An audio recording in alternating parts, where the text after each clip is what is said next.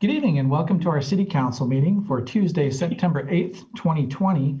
I'll now call this meeting to order with a roll call from Madam Clerk. Miller. Here. DeVore. Here. Cruz. Here. Harding. Here. Dara. Here. Sires. Here. Dunn. Here. All members present, Mr. Mayor. Thank you, Madam Clerk. First item on the agenda is the approval of minutes. Is there a motion to approve the regular City Council So moved. August 17th? Second. It's been motioned and seconded. All in favor say aye. Aye. Aye. Opposed? Okay, so that passes. And are there any agenda revisions, Madam Clerk? I have no agenda revisions, Mr. Mayor. Okay, thank you. Just as a matter of housekeeping for the start of the meeting, I've spoken with the city clerk and going to make one small change to how the order happens for discussion of resolutions. So in the past, we've had a time for council questions, and then I've gone to public comment, and then I've gone back to council for closing comments. But being as what's happening in the initial part, the questions, is we're seeing sometimes council members come forward with opinions and where they are kind of weighing. And I want to be careful that that doesn't happen before the public has a chance to weigh in. So I don't want to risk council members sort of committing themselves into positions at the start. So going forward with our, the way that the order will go on the regular items is it'll be a motion and seconded, and then staff will give their presentation. I'll go directly to public comment at that point, just like we do with public hearings. And then it'll be back to council for discussion, questions, deliberations, and then the vote. So it's a minor change, but it'll help, I think, with the flow and shouldn't take away from the conversation or the quality of the dialogue at all. So that said, the first special order of business is going to be item 2, which is a public hearing on the proposed plans, specifications, form of contract, and estimate of costs for the 2020 street patching project. Oh, just a moment. Had a slight echo there. So is there, let's see. Move to receive and file proof of public notice. Thanks, Frank. Keep me on track. So that's been motion and seconded. All in favor, say aye. Aye. Aye. Opposed? Okay, Madam Clerk, are there any written communications filed? I have no written communications on file, Mr. Mayor.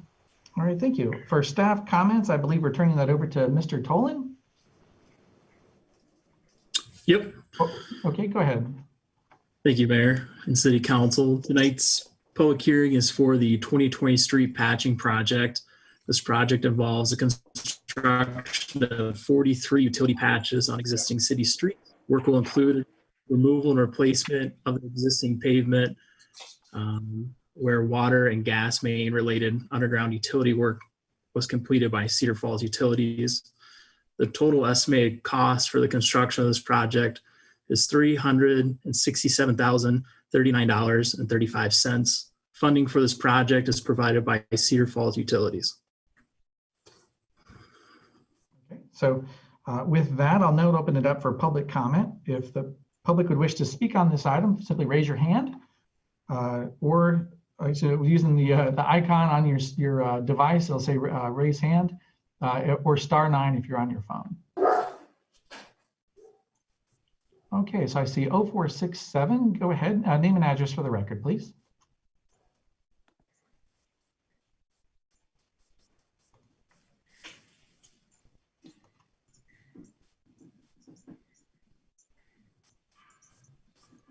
Okay, so 0467. I still see that you're muted on your end, and I'll give another moment. There you are. Go ahead, sir or ma'am.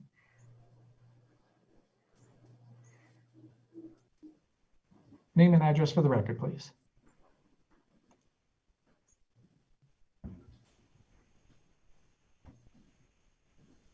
I'll give just another moment there. Okay, so you're unmuted for 0467. But I'm not hearing anything from you.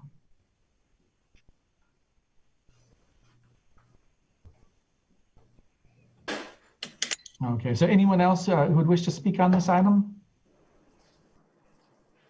Now still allow 0467. That person's got it muted again, so maybe we'll try another unmute here.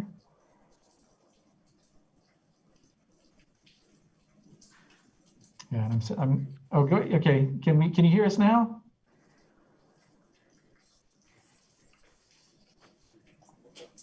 All right, so it looks like you're speaking, and I can see on your icon the little voice sound or bars on there, but I'm not getting any. Is anyone else hearing anything from that speaker? Okay. So that's if I don't have a good answer for that. Anything for council on how to resolve this? I would say just move on to the next. Have them call your office and speak if that's. Okay, yeah, let's give that a try. So for that caller who can't call or speak in, my phone number is 319-268-5118. And just please give name and address for the record when you call in. It'll be a little tough because I'm going to get an echo from it for sure.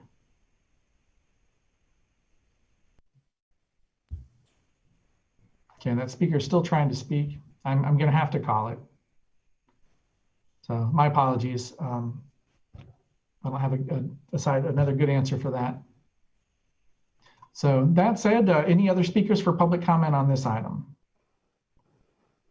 Okay, seeing none, then I will now close the public hearing and bring us into item 2E, which is a resolution approving and adopting the plan, specification, form of contract, and estimate of cost for the 2020 street patching project. Is there a motion to approve this item?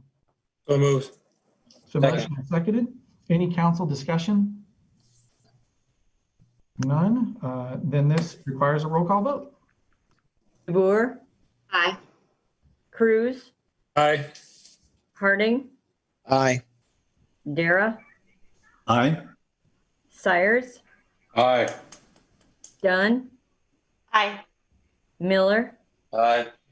All voting aye, Mr. Miller, or Mr. Mayor, sorry. Madam Clerk. That moves us over into old business. The first being item 3, pass ordinance 2969, amending section 26118 of the Code of Ordinances by removing property located north of West 27th Street and west of P Drive from A1 Agriculture District and placing the same in P Public District upon its second consideration. Is there a motion to approve this item? So moved. Second. The motion and seconded. Any public questions or comments for this item? Again, you can press raise hand icon on your device or *9. And seeing none, I will now bring it for any discussion from council. If none, then this requires a roll call vote. DeBoer, Aye. Cruz, Aye. Harding, Aye.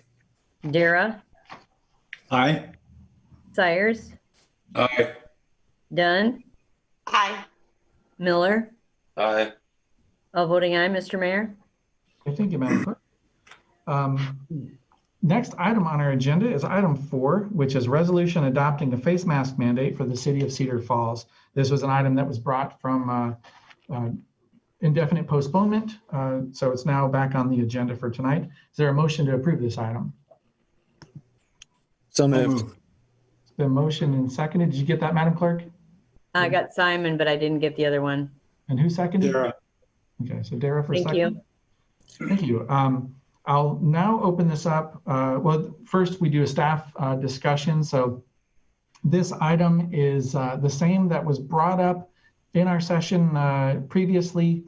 The provisions of it haven't changed, and it was in the council packet for consideration. I won't read the entire resolution at this time, but I can do that if council would like to have that read once we're past the public comment section. So again, this is something that just is a exact duplicate of the previous discussion. So with that, I'll now open up this to public comment as well. And I understand this could be a while of a discussion. So want to make sure that we're able to hear everyone. If you would like to speak, then just please press *9 on your device or on your app. It's going to be just the raise hand icon. So I see telephone number ending 5320, and then I'll call on Mark Nook after that. So 5320, go ahead. Name and address for the record, please.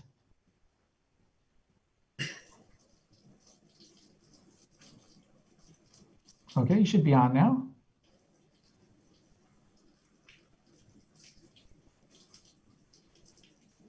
Okay, and this person is talking, but I'm not hearing anything from this person either. So I'm going to come back to you, 5320. I'm going to check with Mark Nook. So Mr. Nook, are you able to speak okay? I can speak. Can you hear me? We can hear you just fine. Okay, great. So I'd ask IT if they can try to resolve the technical side of this while we're in discussion. This hasn't happened to us before. Yes, Mr. Nook, go ahead, sir.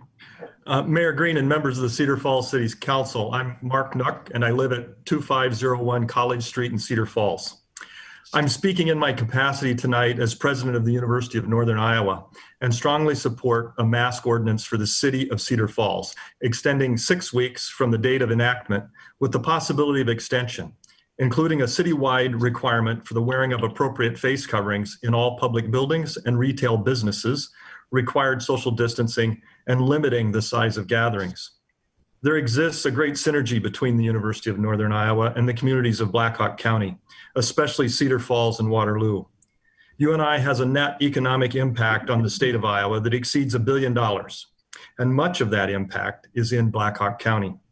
The students and employees of UNI are extremely important to the economic health and social and cultural vitality of Black Hawk County and Northern Iowa. It is my goal to keep UNI's doors open and students here in the Cedar Valley this year. But reaching that goal depends critically on maintaining the health of our students and employees. A spike in the number of COVID-19 cases among our students, or a significant number of cases among our employees, will require us to move to online education, as we were forced to do in March. Such a move will have a major impact on the morale of our university and a significant economic impact on Cedar Falls and our institution.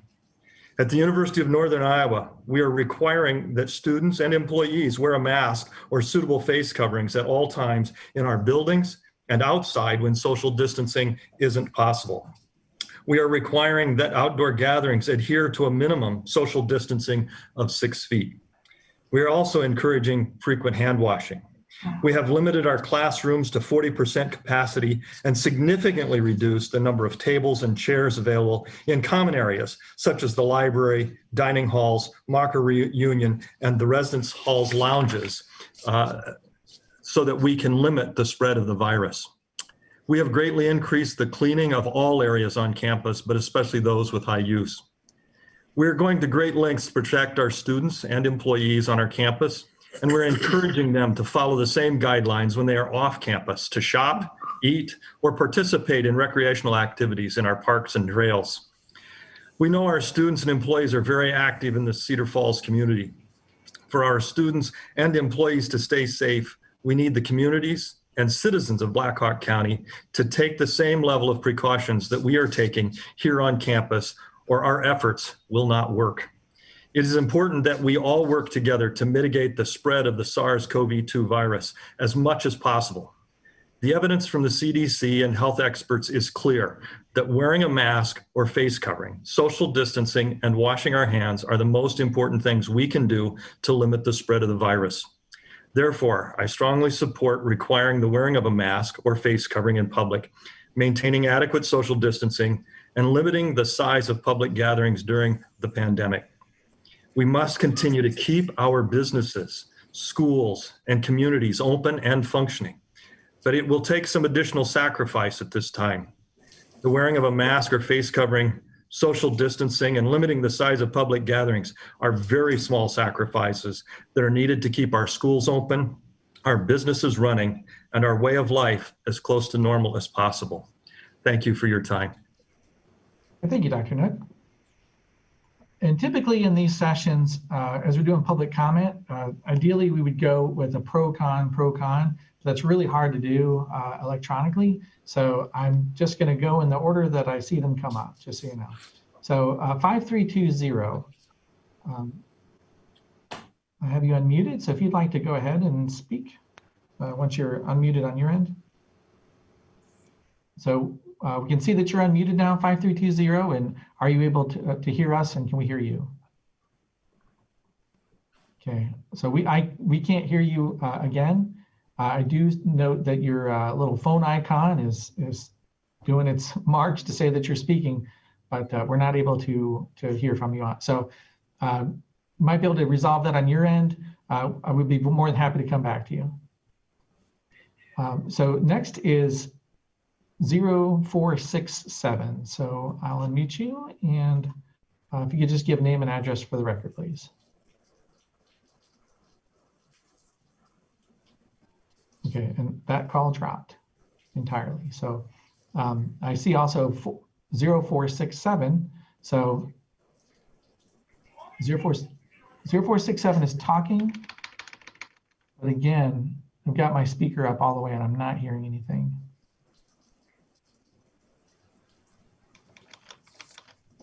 Okay, so if 0467, if you would like to call in as well, we did this once last time. You can call my desk number, and I'll wait a second to give you the number. It's 319-268-5118. That's 319-268-5118. And please just be line or 0467 making that call right now. So I'll now go to Kara Bigelow Baker, and if you can just give address for the record, please. Give me just a moment here.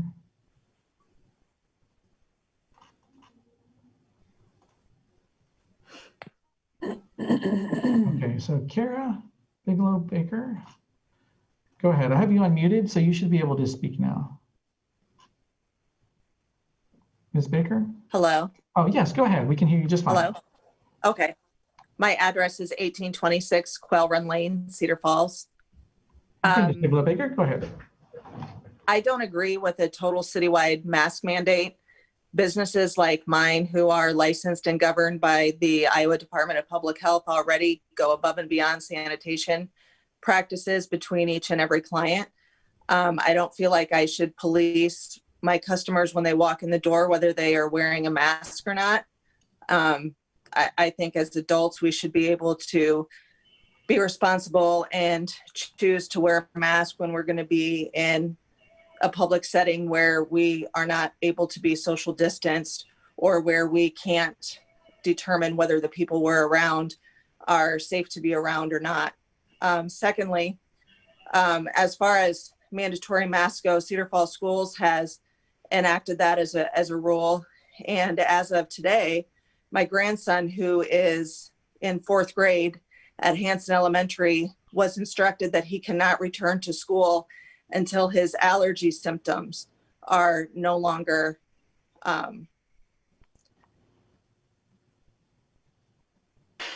obvious, I guess, until he doesn't have a stuffy nose, until his eyes aren't watering, until he doesn't have a headache, even if he provides a negative COVID test. So this is what we're getting to. It's not going to matter if you're wearing a mask if you have allergies, or if you have asthma, or if you have a condition that makes you cough, or a condition that's making you sneeze, even if you don't have COVID. People are using this mask as some sort of safety net or Band-Aid or form of control. It doesn't really matter. But our public schools have said, okay, kids can come if they're wearing masks and they're not sick. My grandson is not sick, and he's wearing a mask, but he can't go back to school until he doesn't have allergy symptoms, even with a negative COVID test. So by enacting a citywide mask mandate, what problem are you really solving? Because the schools aren't solving one. It's just further isolation for people who are already healthy. And from what I'm seeing in my business, from a social standpoint, people are losing their minds because of the lack of socialization that they've had since March. It's incredible. I can't even begin to explain to you how desperate people have become. And these aren't poor people or people who don't have anybody and are already alone or people who are sick. These are just normal everyday people that because of the lack of socialization since March, it's literally driving them mad and they don't even realize it. So I ask you to strongly consider what you would be doing in enacting a citywide mask mandate. Thank you. Thank you, Ms. Bigelow-Baker. Next, I see Eric Giddens' hand. So, Mr. Giddens, go ahead, sir. Name and address for the record, please. Hi, this is actually Kendra Woolert, and my address is 1416 Madison Street. You can go ahead, Ms. Woolert.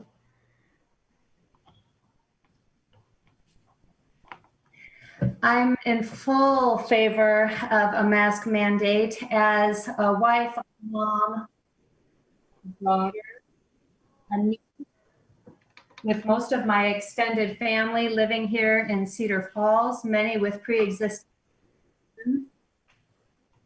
I hear a big delay, so I don't know if you're hearing that as well, but I'll do the best I can here. No, you sound just fine from our end.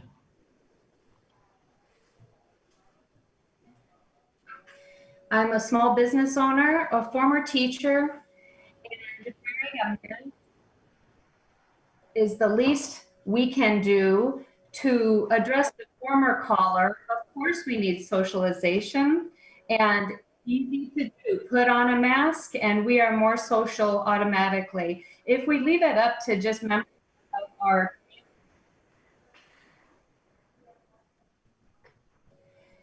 who decide whether or not they think masks are helpful or not, then those of us who are wearing masks are at risk. Mask mandate, and I'm sorry, whether the police are going to come around or not and arrest us if we're not wearing a mask, I'm not concerned about it. I'm concerned, even though I am now a small business owner, I do not want people in. I'm okay with having outside seating, etc. I just don't understand why we wouldn't have this mandate to help businesses be up and running in the summer again instead of prolonging it. Thank you. Thank you, Ms. Woolert. I'll now go to TJ Frine, and then after that, Nate Didier. So, Mr. Frine, name and address for the record, please. Mayor, if I may. Sorry to interrupt. Ms. Waller's phone was cutting out quite a bit. Can you ask that the public maybe refrain from speakerphone or do their best to keep that microphone there? I don't know what's happening here tonight, but I want to be able to hear everyone. I think you just did. So, yeah, so if you could just do your best on your end for speakers to stay away from any echoes so that we can make sure we hear you okay, and other technology devices.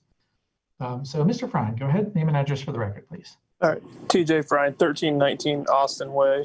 I'm just calling in to express my strong opposition to a mask mandate. Businesses should be free of government interference as far as what people can and cannot wear into their businesses. We shouldn't be allowing businesses or I guess forcing businesses to turn customers away simply for not wearing a mask. I know it has a few catch-alls in there that you don't have to wear one under certain circumstances. However, a mandate citywide will just allow for unnecessary confrontation between maybe somebody who thinks you should be wearing a mask and then somebody who doesn't think they should be wearing a mask. And because of the lack of enforcement between the two,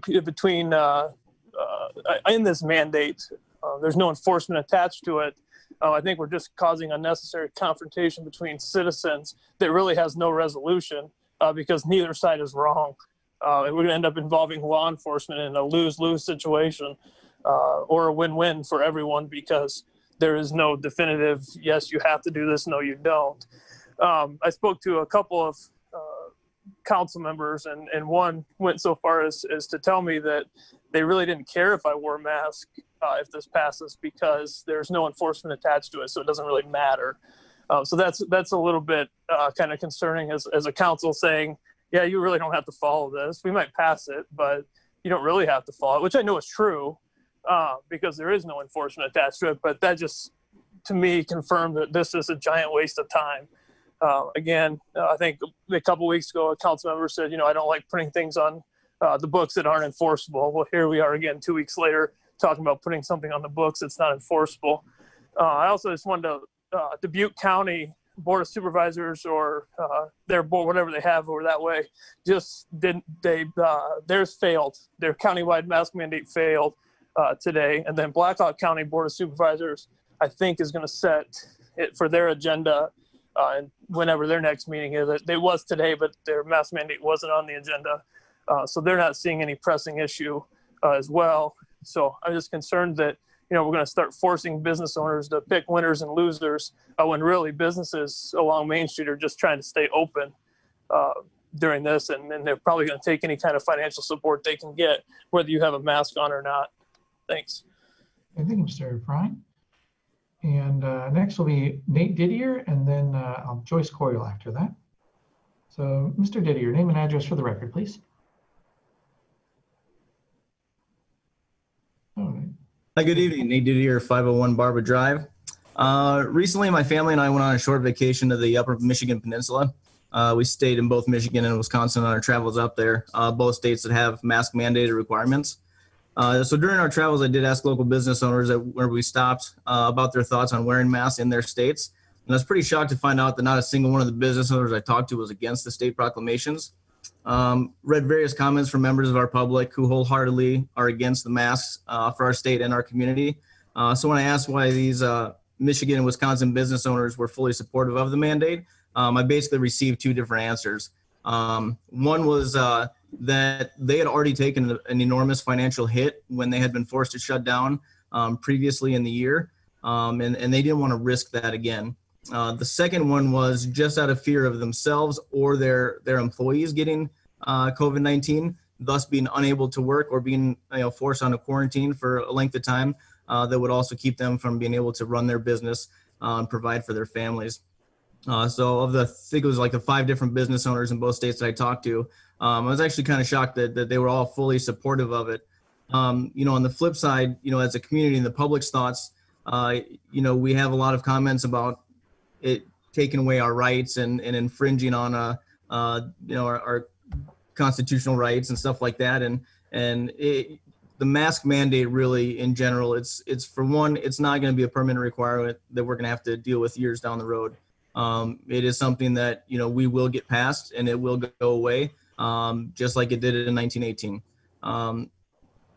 Secondly, it's the thing that I also look at historically is you hearken back to the greatest generation, in World War II, our soldiers, sailors, airmen, and Marines went and fought, Nazi Germany and the Italians and the Japanese. But on the home front, everybody sacrificed. They rationed, their food, they rationed fuel, rubber, metals, stuff like that. I mean, they had victory gardens in their front yard to help provide for their families. And the thing that really strikes me is, have we come so far that we can't handle this inconvenience for a short amount of time for the greater good of our community? I think that's one of the things that saddened me most about this argument is people don't want to spend that 15 minutes of wearing a mask to run into the grocery store or run into the gas station, something like that. It's not, we're being forced to wear them in our homes and this and that. It's, if you're just in an area where you can't social distance, look out for your neighbors, and that's it. So, I was, like I said, I was pretty shocked that, Wisconsin and Michigan were so behind it, and it boils down to taking care of their families. And for us, I think we should really look at what we can do for a community and the betterment of our community instead of ourselves as individuals. So that's all I got. Thanks. All right, thank you. Next will be Joyce Coyle, and then I'll call on Mr. Jeremy Salentic. So Ms. Coyle, name and address for the record, please.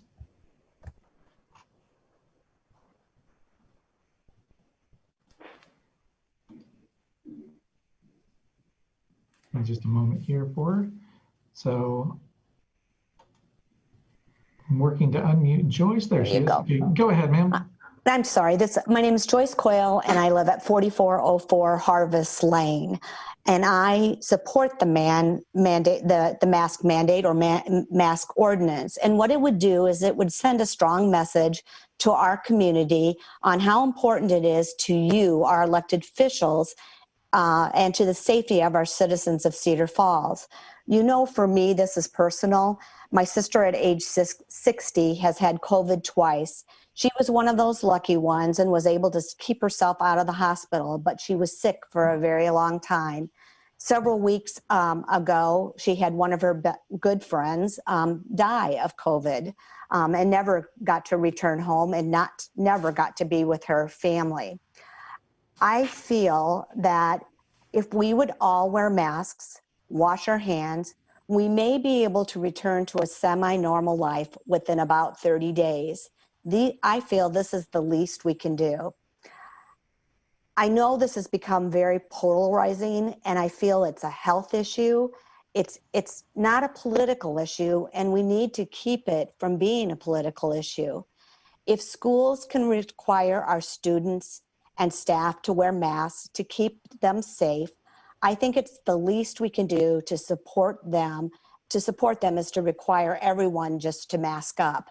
A few weeks ago, when I sent you all a letter, I included a link from the Unity Point Health president, and he asked us to do two things.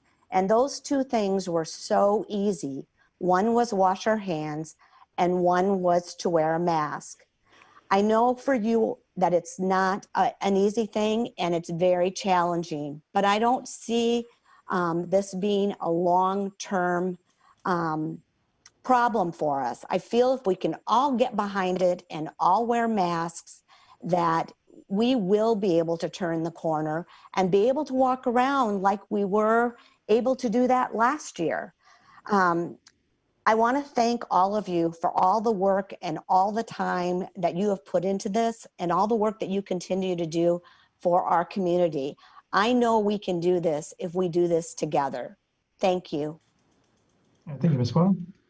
So now we have Mr. Jeremy Salentic. So if you can give name and address for the record for us, please. Jeremy Salentic, 1008 Rockland Street, Cedar Falls. Hey, Mr. Salentic. Okay, so, you know, my family and I, you know, we go to Walmart, we wear a mask. You know, we go to Menards, we wear a mask. Wherever a business requires us to wear a mask, we wear a mask. I wear a mask and a face shield at my job all day long. And so, you know, I appreciate places where I don't have to necessarily wear a mask when I go in. But if we're going to come down to a point of mandating health, and I'm sure that one of our at-large council people can agree with me on this, that smoking is bad for everyone, the smokers and the people who don't smoke, they have to breathe it in. So if we're going to mandate health and we're going to mandate masks and say, you need to wear a mask so you can be safe, so you can make other people safe, then we need to mandate public smoking.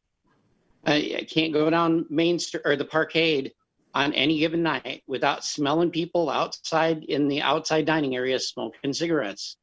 So, I mean, secondhand smoke is just as dangerous for people too.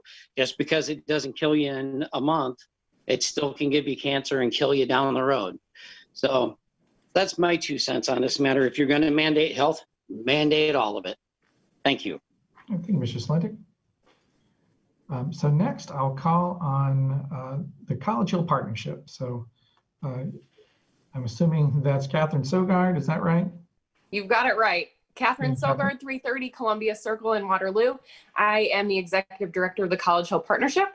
I want to thank you all again for all your efforts on this as well. I know that a lot of community members have reached out to all of you, and you've spent countless hours going through this in your own mind and also listening to all of us in the community. So I really appreciate it. The public health of our community in Cedar Falls and on College Hill directly impacts all of our citizens, all of our businesses, and all of our neighbors. It affects everybody physically and emotionally. It impacts our entire community's economic health. Our organization's purpose includes taking appropriate actions that ensure the College Hill neighborhood is an attractive, safe, innovative, and desirable place to live. And this is why we believe that a mask mandate is one of those things that we needed to support and was an appropriate action for us to support it. With the requirement of mask mandates on the University of Northern Iowa campus and enacted in the city of Waterloo, we feel like it's a vital responsibility for the citizens and businesses in Cedar Falls to play our part. Mask mandates are proven to be effective in reducing COVID-19 transmission, and more than 3/4 of Americans support state laws requiring masks, therefore protecting the health, wellness, and well-being of our neighbors and friends. Doing everything we can to prevent the spread of COVID-19 will help us keep our community members safe, UNI students on campus, and businesses open at this challenging time. We, the College Hill Partnership, understand sometimes we have to give a little to get a lot.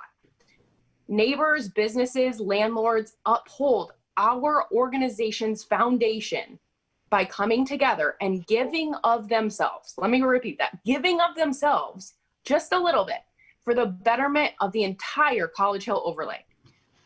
We have to make an appeal.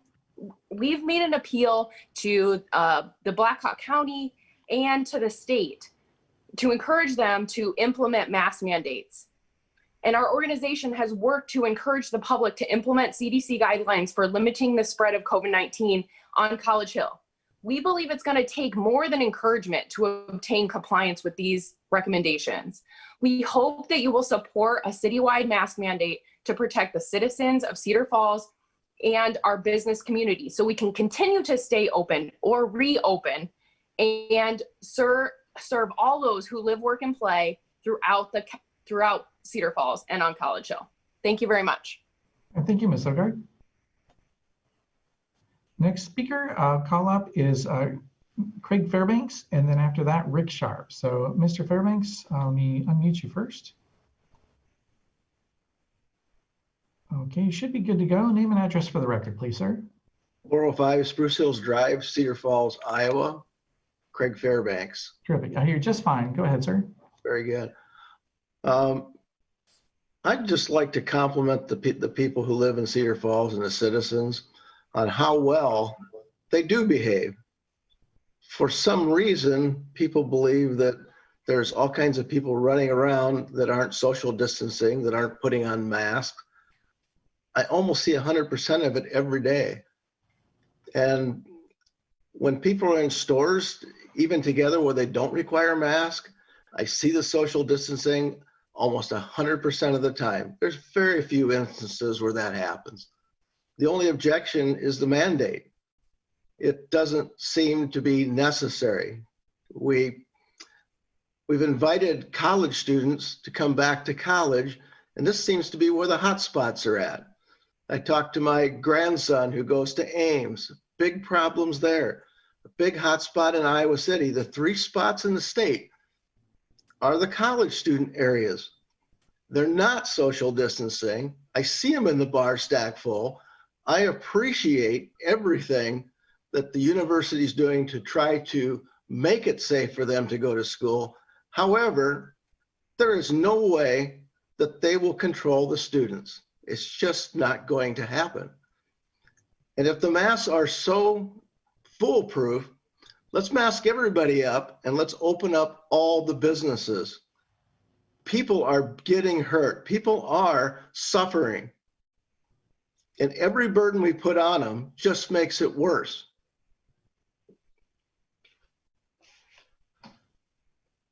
Okay, thank you, Mr. Fairbanks. So next we have Mr. Sharp. Name and address for the record, please, Mr. Sharp. Rick Sharp, 1623 Burt Street of Cedar Falls. Go ahead, sir. I hear you just fine. Okay, thanks. I have to say I'm just kind of in the middle with the mask mandate.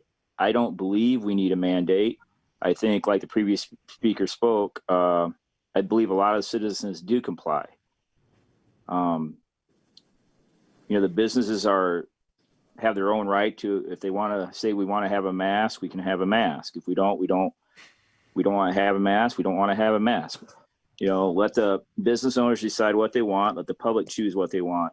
If we're that concerned about social distancing, we already have remedies in place. We can affect occupancy limits like we do with the bars and restaurants that have occupancy limits. If we're that concerned about social distancing, we can enforce more stringent occupancy limits on all these businesses. I know a lot of the bigger stores like Walmart, they limit how many people can go inside. Same with Menards and other places. So that way they are maintaining their own social distances. We can put occupancy limits in place that are even like if a bar or a restaurant could have 200 people in it, you limit it down to 100 until this crisis is over. If that's where we want to take it as a mandate or government role in it, that's where we'd have the most effect in this. Like another speaker spoke, it's not really a mandate if there's no enforcement to it. It's always going to be called a recommendation. I will ask, though, if this mandate gets approved upon, which I think it will tonight, will that open up the council chambers for that the public can actually attend, like by the end of the month, since that's going to be viewed as a cure-all? I think everybody should be at the council chambers now wearing a mask, and so should the general public be allowed to show up and wear a mask as well.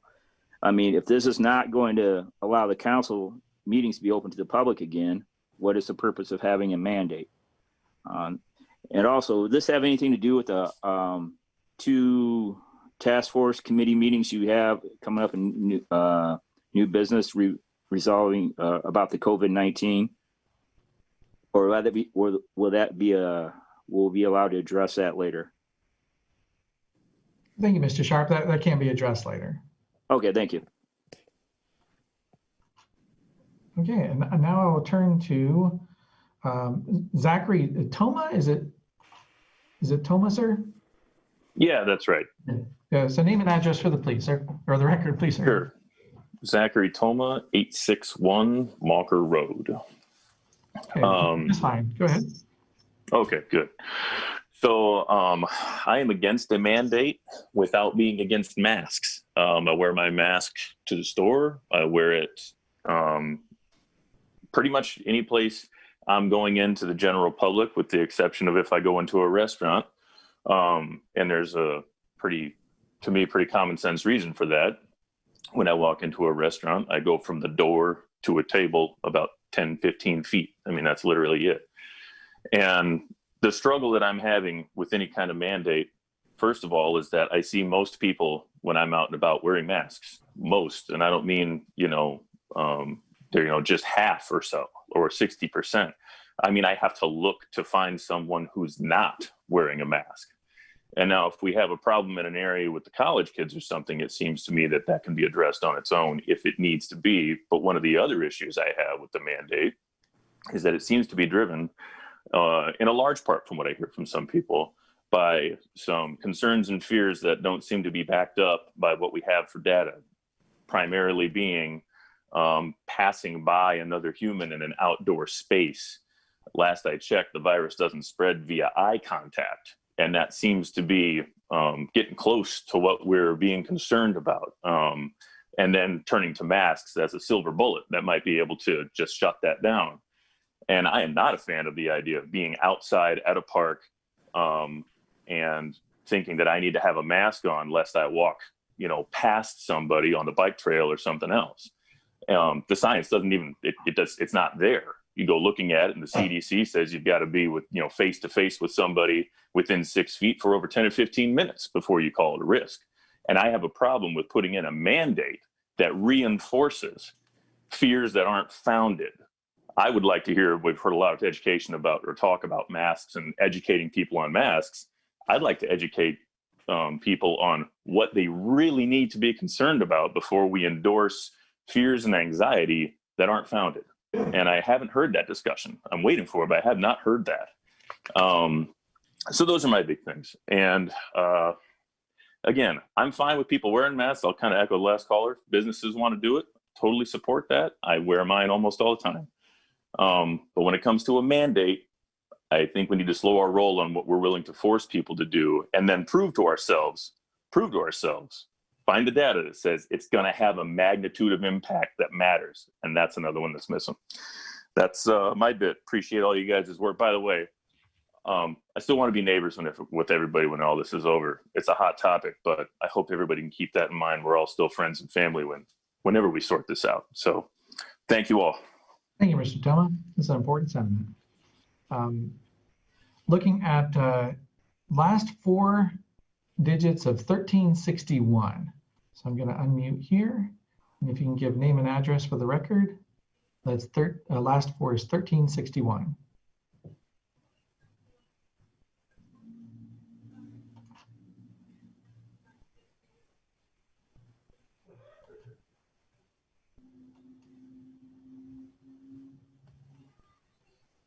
Okay, so seeing not unmuting on your end. So I'll come back to you. I'm going to leave you unmuted. We'll see if you can get connected in. I'm going to go now to last 4 being 3819.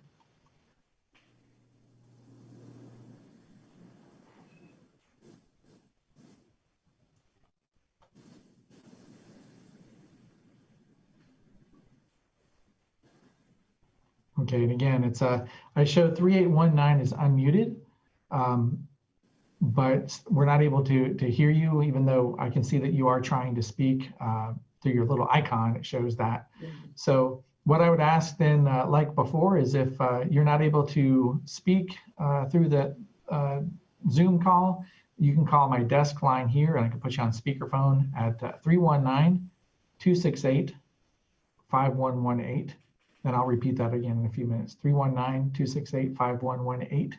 And we'll go to another member of the public. And if you do call in, then I will just kind of put you on hold, and then we'll get to you next.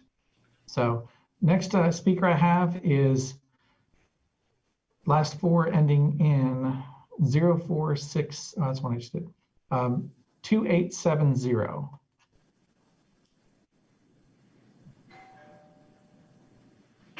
Okay.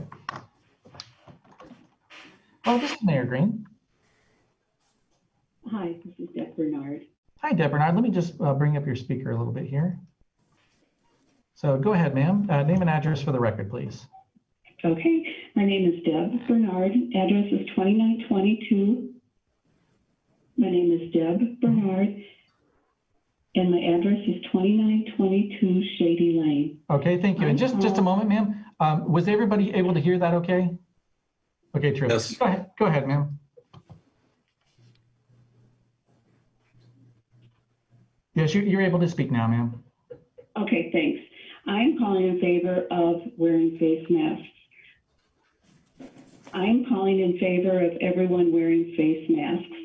Like most everyone else, I wish I didn't need to, but the experts tell us that masks do help. I know that if we have a mandate, there will always be those that won't wear one, but the majority of us will. If you don't have a legitimate reason for wearing a mask, I would ask you to please start thinking of others, and you just might help save someone else's life. We'd love for life to get back to normal. Let's just all please work together. Thank you. Okay, thank you, ma'am. That worked out really well. I thought there'd be an echo. So going back to 0467, I'll again give my office number. It's 319-268-5118. And I'll try to do a couple more here for the ones that weren't working earlier. So 0467, are we able to get you now? Okay, seeing none. Mr. Mayor has a suggestion. Could you call them? It's a good idea. I'll give it a shot. Live television, folks. Okay, so I think there used to be a game show with this sort of format. I wouldn't doubt it. Oh, been forwarded to voicemail for 0467. I won't leave you a message. We'll try 0361 next.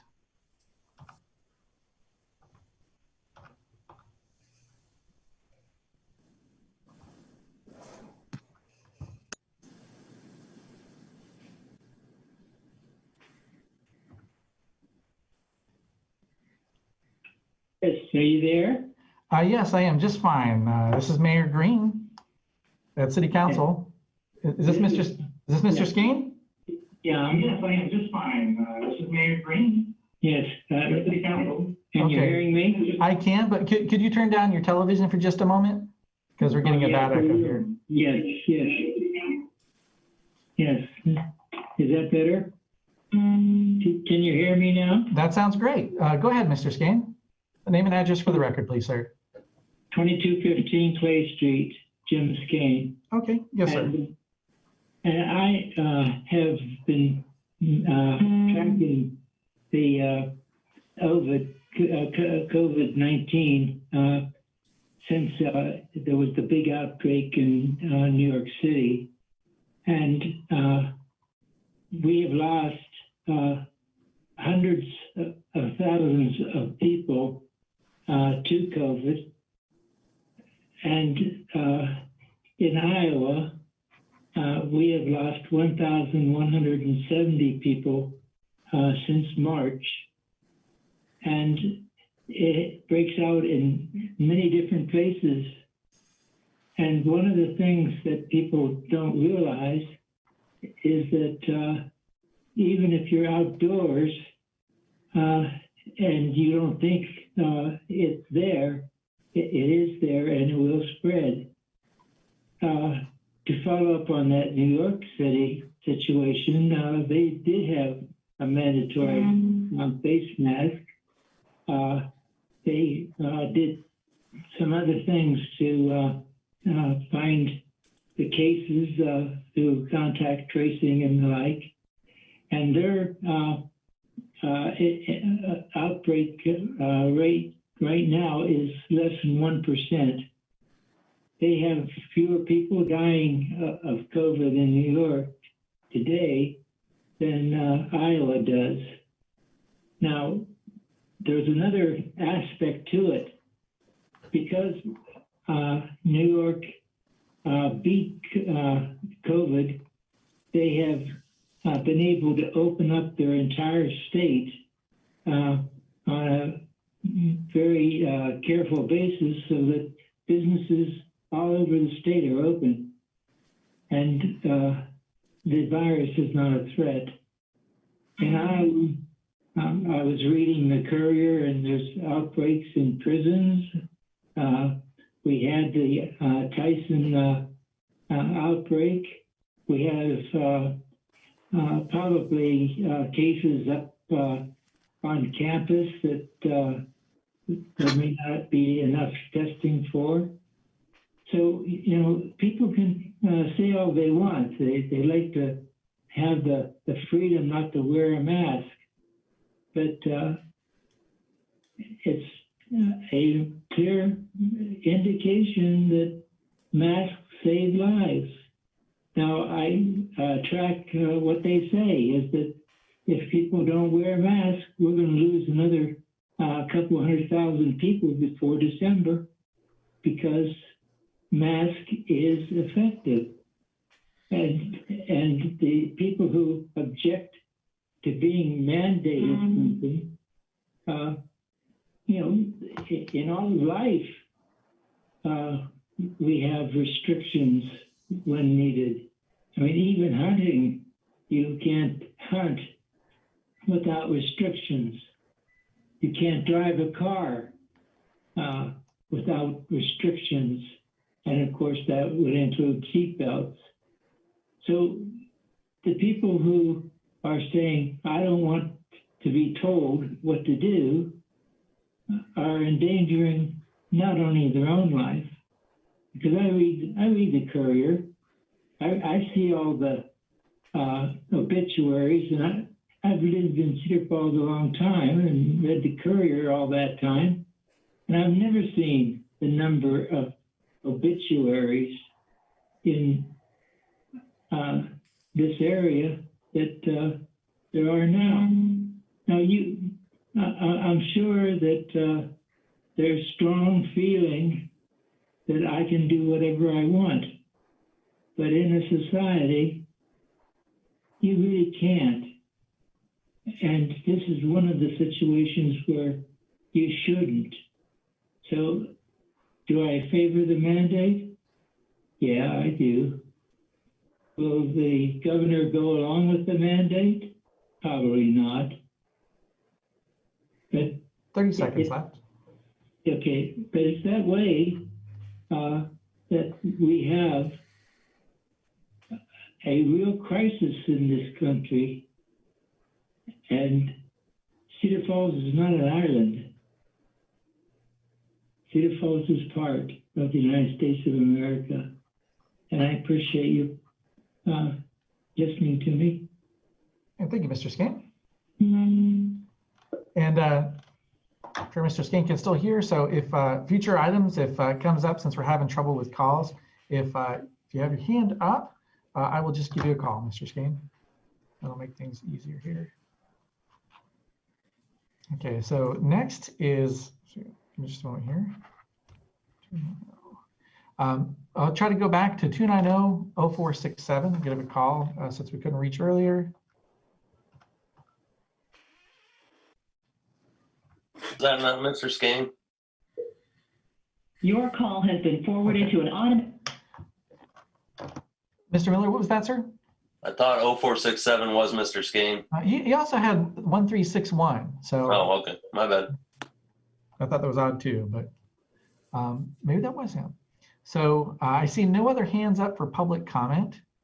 And that means I bring it back to council. So I'll open it up for council discussion, questions. If you'd like me to reread the proclamation, I can do that. I've got it up on my screen. So I'll leave it to you for discussion.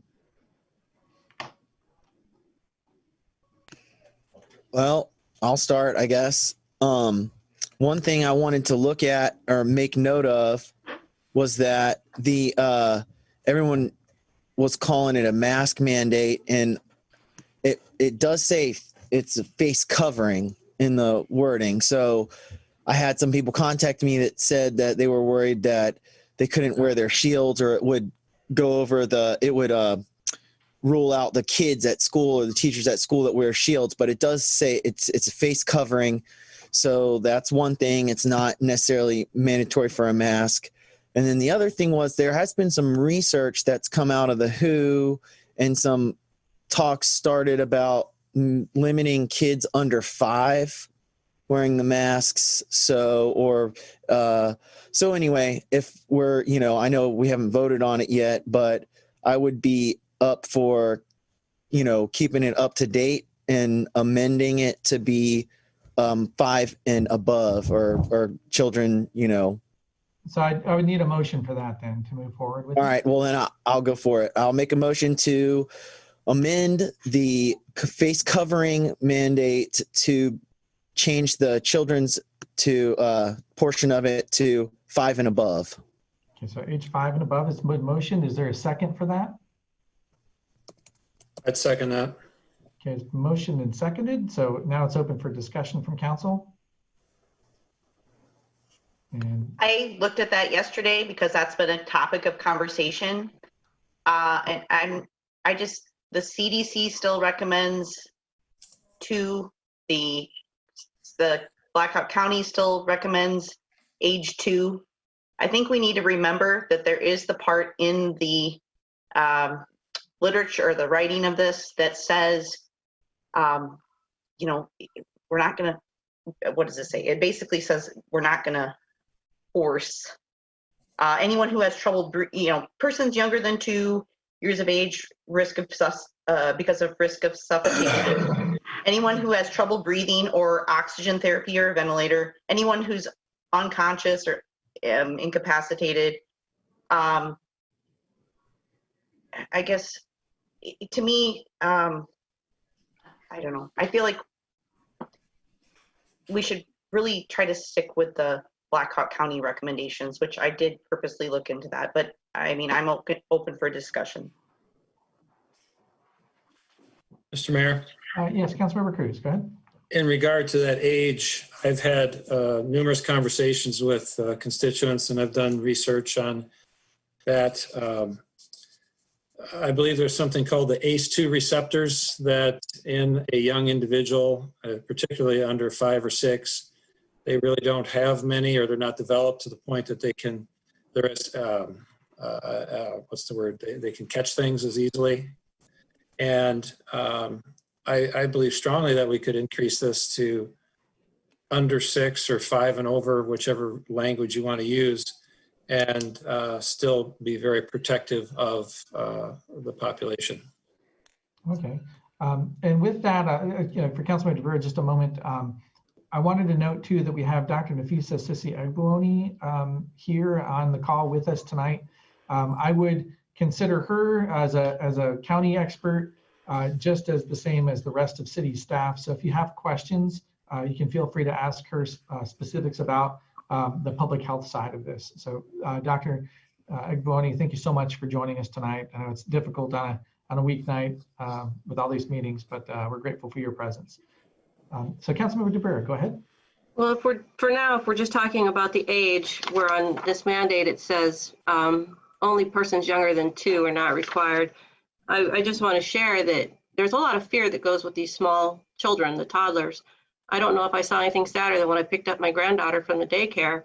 On the first day, she was required to wear a mask. And when I asked her why she had it on, she said, well, if I don't have it on, COVID will go in my mouth and kill me. Now, I'm sure that's not what was said to her, but that's the fear that a child hears. And I think we need to be cognizant of any fear that we might cause children, especially these little ones. Okay, thank you. Other discussions for this? Just the amendment of 5 years of age rather than 2. Can we ask Dr. Nafisa her take on that? Like why it's 2 and over? Yes, go right ahead. So Dr. Nafisa, you're welcome to answer that. Good afternoon, Council. Can you hear me? Perfect. Yes. Okay, great. So just for clarification, here in the U.S., our guidelines come from the Department of Health and Human Services, which then provides the CDC the guidelines. The CDC provides the guidelines to the Iowa Department of Public Health and to local health departments. And so I do hesitate on the recommendation of 5 years and younger, because our guidelines will state children 2 years and younger, unless the CDC has changed. So some of these guidelines, WHO does international assessments, and so I'm not exactly sure where that recommendation of 5 years of age and younger came about. But I think they're looking at children like 0 to 5, because that's the international framework. But here, our guidelines do come from the CDC. And so unless the CDC changes those guidelines, the Blackhawk County Health Department will not. Okay. Does that help answer the question, Councilmember Dunn? Okay. Other items for this before moving to a voice vote on the change to 5? Okay, so it's been motioned and seconded, and for this item, or making this amendment to 5, all those in favor say aye.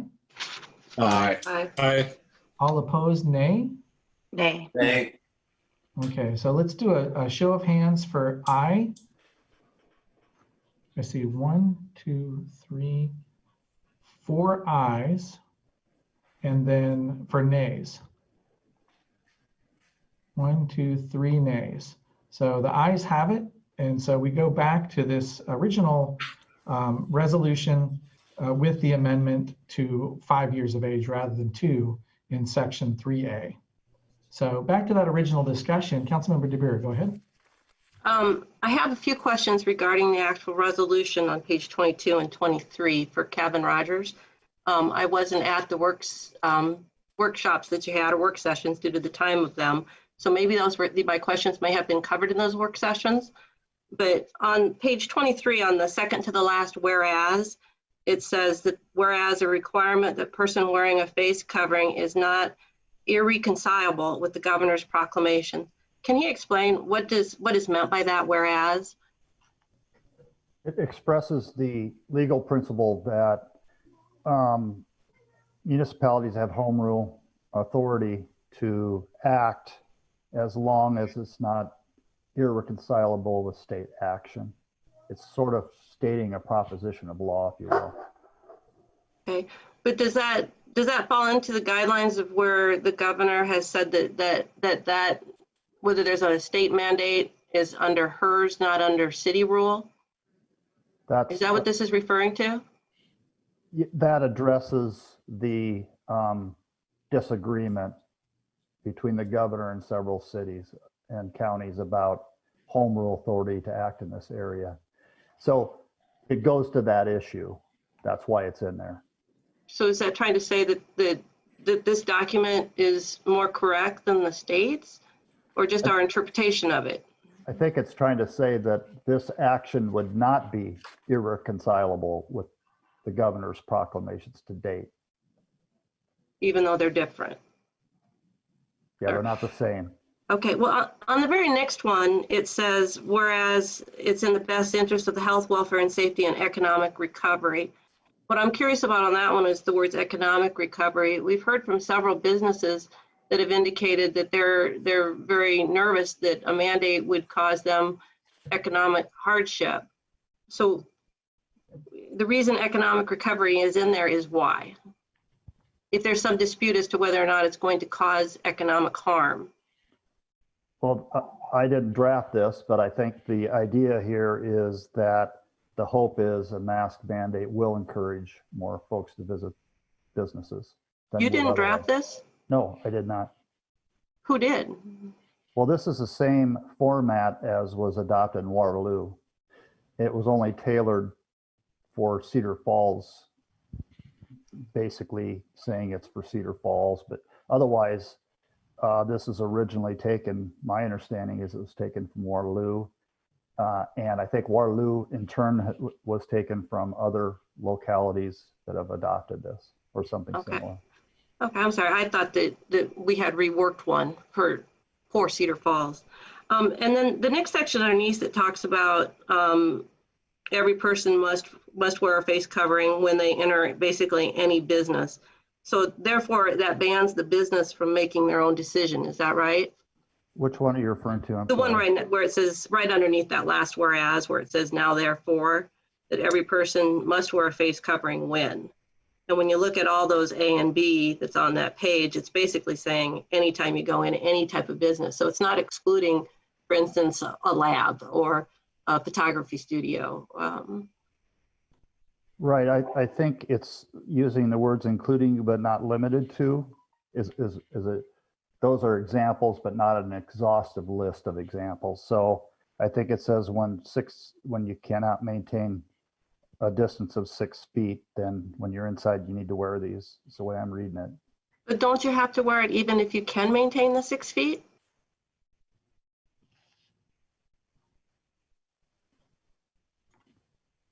Because when it says you have to have it on, well, I guess in another part it talks about having to have it on where it doesn't have the word 6 foot in there. Right, outside of maintaining a distance is not possible. Okay, and then just 2 more questions. And then on section 2, it says, it talks about no business is open to the public may provide a service to a customer or allow them to enter the premise unless they are wearing a face mask. And then it gives like 5 different exceptions. How does a business know who would have that exception? I don't know, if I take my 18-month-old grandchild in, do I take their birth certificate with? Or if I have COPD, do I take a doctor's order? Or how do you know who have the exception? I don't know how someone would know an less than obvious medical condition unless they ask.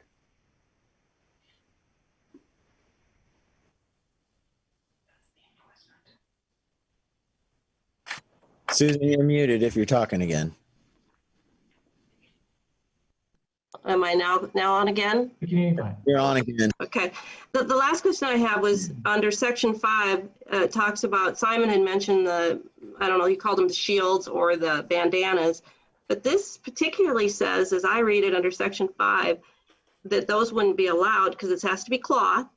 And then it has to be multiple layers. Well, I would think a bandana is not multiple layers. And then it says it can be laundered and machine dried without damage. Now I have that I wear whenever we go out. I have these ones we got from the hospital, the doctor's office. They are disposable, but I don't think they can be washed or machine dried. So are they not allowed? It's not the way I read section 5. It says if a cloth face covering is chosen. Doesn't mean you must choose a cloth face covering. But where does it describe then what your face covering has to be? It only describes what the face covering must do, and I think it says somewhere about covering the nose and mouth. The nose and mouth. Okay. Okay. Again, I'm not the drafter, but I think I read that in there. And as I see section 1, it says every person in the city of Cedar Falls must wear a face covering. And that's the only real definitions that it goes down to say, if that face covering is a cloth mask, then it must be this way. So it only generally describes a face covering, which I read that to mean it could be a face shield as well. Okay. Yeah, because so basically where it says it must be laundered and machine washed, I still don't understand though, if I'm using this kind that you buy from the store, I can't wash and dry them. So doesn't that ban those? I don't read it as that. If you like, I use the surgical masks at my work, and you can't wash and dry them, but they're also not really made of. I don't know exactly what they're made of. If it's some sort of cloth, or I probably should look into that. But but they're You can't wash them. yeah, you can't wash them. That's what I know. So I throw them away. So, but I don't consider those a cloth face covering. I just consider it a surgical mask. So I put it on and then once it's done, I discard it in an appropriate bin. So I think you could still wear those, Susan. I don't think they would ban those.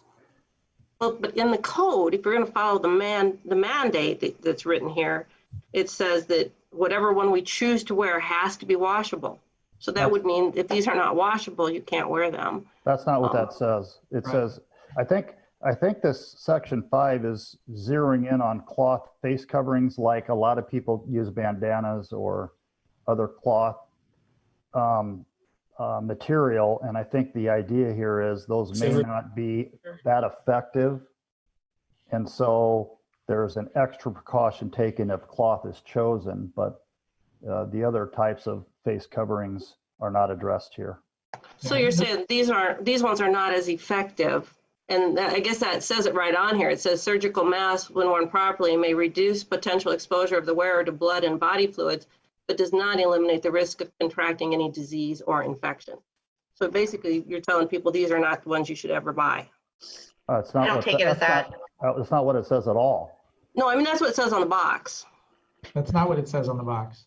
Yeah, it is. I'm looking at it. So, Kay, can we remember that the reason we wear the mask is to protect, it's catching your spit. So yeah, you're right. It doesn't, when people say only N95s protect you the most, well, they're right, because they keep the least amount of particles going in. But the reason we wear the mask is because we're catching the spit going out. So in other words, those masks you have, Susan, are A-okay. Those are the kinds that I wear and others wear. It's and the regulation or the resolution doesn't prohibit the use of those. It only says that if you choose to wear a face cloth covering, it has to be a certain way. Yeah, my point wasn't really to try to say that those were good or bad. My point was to say that the way the resolution is written, it's ambiguous. It makes it appear the way it's written that if it can't be washed and dried, it's not allowed. So would you like to make an amendment to it? No. Okay. Would anybody else like to make an amendment to clarify that?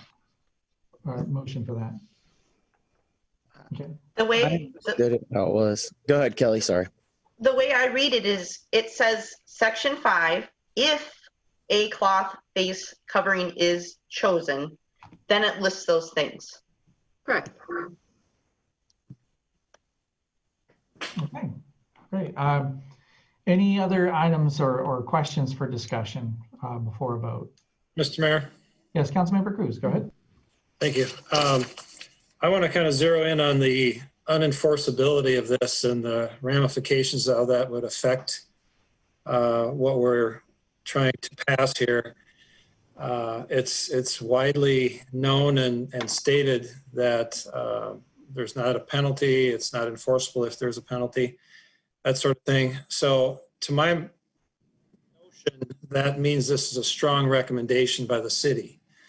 So with that, I'd like to amend what we're doing here to say the resolution is adopting a strong recommendation for a face mask for the city of Cedar Falls, because a mandate has to be enforceable. And I look at, for example, the profession I'm in. At this point, it sounds like we have a motion, and so we would need to have the motion seconded in order to move forward with discussion. So Councilmember Cruz has motioned to change the language on this from a mandate to a strong recommendation. Did I catch that correctly, Councilmember Cruz? Yes, you're correct. Okay, so motioned, is there a second for that? Second. So Councilmember Cyrus has seconded, and now it's open for discussion. Okay, I'd like to then continue. In my profession, I work with tax law, insurance law, banking regulations. Everything is pretty much black and white. There's a few things that might be a gray area subject to interpretation. But here we're wanting to recommend, it's a strong recommendation to wear a mask. And speaker after speaker says that, yes, it does, affect or help, that sort of thing. And it probably does. And many of them have said that the vast majority of people are using them already. So through our several work sessions and council meetings, we are educating the public by them viewing us discuss this situation. So the only thing that we can really put in place is a strong recommendation, because anything else is not enforceable. So we're spinning our wheels. It's just not the rule of law. I mean, what's the point? You make a city ordinance to say you got to wear a mask, but you can't enforce it. So it's, for lack of a better word, it's nonsense to do it that way. So a strong recommendation gets the point across, and I see that promote and help. So that's why I'm going that route. Thank you. Mayor, if I may, can I ask Councilmember Cruz a question? Yes, go right ahead. In terms of the enforcement side of it, though, would you agree to the same thing in terms of fireworks? In that case, they got to catch the person in the act. There's a very defined process to issue a ticket, as I understand it, on shooting off fireworks.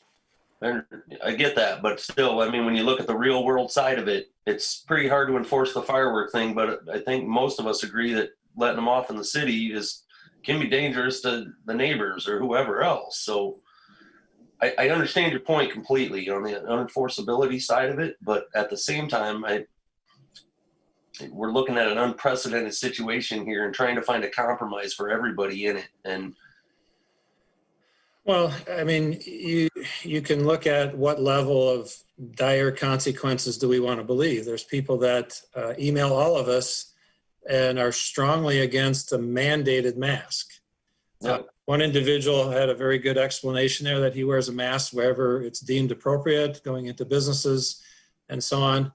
But if you go to a business that doesn't require it, are you going to be, who's going to be the enforcer? The business owner? The hair salon scenario. There's all kinds of scenarios there that it's just not it's not enforceable, and so therefore it's not a mandate that can be followed up on. So it's a strong recommendation. That's by definition, if something's not enforceable, it's just a recommendation. That's just pure language there. So. Okay, thank you. So any other discussion on this amendment then? Mayor, if the wording gets changed to a strong recommendation, or maybe this is for Kevin, where does that come across, or does that in the recommendation? Does it actually say mask mandate there? Or is that just the terminology that is consistently that we've used or that the public is using? If I can share my screen, I kind of help out with that answer there. I've got it up here. And just a moment. So where I see it is, and Kevin can chime in on here too, Attorney Rogers, where it says, every person in the city of Cedar Falls, Iowa must wear a face covering when. The way I understand the amendment to change required to strongly recommended would mean that in the document, we would strike out parts where it says every person in the city of Cedar Falls, Iowa is strongly recommended to wear a face covering.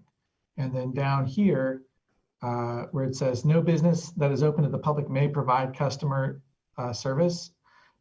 That would be a tough one. No business that is open to the public should provide. Like at that point, are we allowed to do that, Mr. Rogers? Are we allowed to tell a business that they should not provide service to a customer without a face covering on? So that becomes far less of an imposition than you may not at all. So you're heading in the direction away from a mandate there, which I think is the object of the amendment, right? Correct. So anytime that there would be mandatory language throughout this resolution, I take the amendment motion to change that to strong recommendation. And we may have to do a little wordsmithing there to have it make sense, but I think I understand what the motion is. Yeah, the sentiment. The sentiment. Okay. So any other discussion on changing it from strongly recommended to, or from required to strongly recommended to as a voice vote? Councilmember Dunn, go ahead. I think we need to remember who are the real experts. So Dr. Nafisa is a real expert. The person who emails us, although we should take into account their opinion and their feelings, they're not an expert. I feel like we need to take a stand here. And when we act like there's only business owners emailing about the being against the mandate, we all know that that's not true, because we all got communication from business owners saying that they're for it, and that they are now, when they were sticking to it, now they're getting punished with everybody else who wasn't following it. The other thing is a strong recommendation has been tried in our state and it's not working. Okay. Mr. Mayor, I'd like to comment. Yes, Councilmember Cruz, go ahead. I disagree with that very last part of that statement. Mr. Mayor, you published that United States map of where the cases are with the red counties that have high incidence of COVID. And I believe that's by testing. At one point, there were 16 states that did not have a mandatory mask mandate. And if those states, or by not having a mandate, there would be a high incidence of COVID, those states should have been lit up bright red throughout the United States. And they're not. It's pretty random, and it's probably and most likely cases where people didn't maintain the 6-foot distancing. People think the mask is making them bulletproof, and it's certainly not going to. How many people put on a mask that wear glasses, and when you breathe, it steams up your glasses? Well, there's the bacteria or the virus escaping out of your mask and going into the atmosphere. So I think it's a false perception that the mask makes you bulletproof. And people who have the word morbidities, I guess it is, they have to take precautions above and beyond the mask anyway. So I don't see anything more than a strong recommendation that's coming out of this. The mandate's not enforceable, and so on. So I'm just repeating myself. Okay, Councilmember DeBerry, go ahead. I agree with the strong recommendation, but I'm also going back to that section number 2 about no businesses open to the public may provide service to a customer or may allow them to enter a premise. I'm thinking about like doctor's offices. They're not allowed to turn down a customer. So, aren't we kind of really in conflict again? Where if we simply say we strongly recommend people Follow the governor's recommendations, respect your neighbors, stay home if you're ill, social distance, wash your hands. Highly recommend you wear a mask if you're in public and you can't social distance it. By recommending it or highly recommending it, as Daryl's talking, we show respect with one another, and it doesn't make people pit people against each other or have to prove their health concerns. It doesn't force that unenforceable showdown that you're talking about. I think it also puts us back to where we left this off last time we all actually spoke as a council, when we had all agreed. I think it was to highly, strongly recommend it. Okay. Any other discussion or comments? Then, Mr. Mayor? Yes, Councilmember Cyrus, go ahead. I always have a problem when the government wants to pick winners and losers. When it says a public place, that's where the public is welcome to come in, but that's actually private property. It kind of starts to get into all these other things. Now, somebody pointed out to me something that was quite obvious that I didn't even think of. They said, your chances of getting COVIDs from somebody who doesn't have COVIDs is 0. So there's only minimal amount that have it. I wear my face mask because of some of the things that I have in my health, and I'm glad to do it. And but I also feel for the people who want to decide. Now, I don't want the freedom is not for somebody to go out and knowingly have the virus and knowingly spread it around. That's something entirely different. We had laws about that with AIDS, but that was years and years ago. But the thing about it is if we respect each other and we wear a mask where it's kind of appropriate, a strong recommendation which goes along with what the governor said and what the governor told me, that we don't have the right to supersede what she said because she has not given that right to the cities. A strong recommendation, I think, is about absolutely as far as we could go. So that's all. Right. So motion and seconded for changing to a strong recommendation from a requirement on a amended resolution for age 5 and above. So that's been motioned and seconded, and this is a nothing else. This is a voice vote. So I'll actually do a show of hands for aye. 1, 2, 3 are aye. And then for nays, I see 1, 2, 3. Okay. So Councilmember Cruz. Okay, I'm missing one. So I've got 3. The ayes. Yeah, ayes again. Oh, so now no, 4. I Okay, think- I said 4. No, Frank wasn't No. for an aye, I don't believe.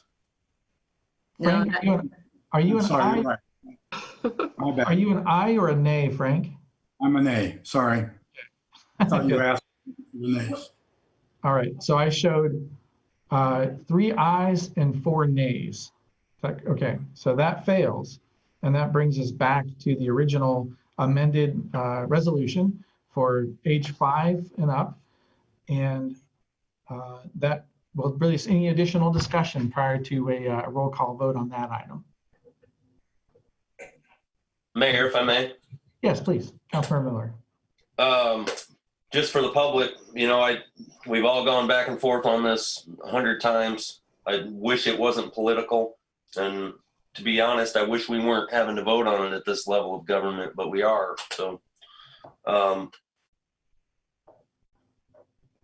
think Councilman Harding, I heard him say this at one point, that we're trying to keep business open. We're trying to keep our schools open. We're trying to keep our elementaries open. You know, we're requiring our teachers to wear masks all day long to educate our children. And for me, you know, I keep coming back to folks with pre-existing conditions, people who didn't choose to have a condition that they have, and this mask is going to help them. To one of the caller's points earlier, who was making the argument on the other side of it, those people are stuck at home and terrified to go outside. And I get, you know, that people are going to say, I'm not going to live my life scared or whatever. But for folks who didn't choose the health of their body or whatnot, I feel like they need to have an opportunity to get out into the public as well and to spend money and to go to businesses. And I feel like we're not asking too much in the hopes that all of our businesses get back to 100% as soon as possible. And we keep our schools open. To Mr. Nook's point, to keep UNI students here, I feel like we all got to play a part in it. So. Okay, thank you. Any other final comments before vote? Councilmember DeBerg, go ahead. As I stated earlier, I feel that the mandate divides the community rather than unites us, and I really wanted us to try to unify with following the recommendations of the governor. My question is if you pass this mandate, the people who are upset about someone who tries to get into a business and doesn't have a mask on because maybe they have asthma or some other condition, who's going to be enforcing it? Who do people call? It could be a best question for public safety. I think those situations are going to have to get managed. I mean, it's going to happen. There's going to be folks that can't wear a mask and they're going to want to enter a business, and they're going to have an explanation for that. And we're going to have to walk through those situations. I think also another point that got made is we need to push our community to play a part in this. And we're trying to save one life, and the masks work.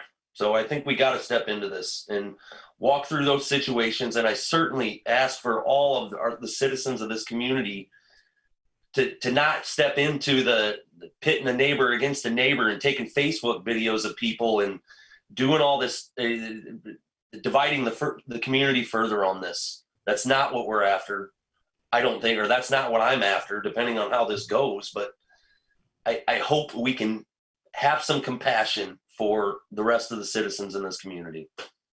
Mark, you just validated my point about making this a strong recommendation. Councilmember Dunn, go ahead.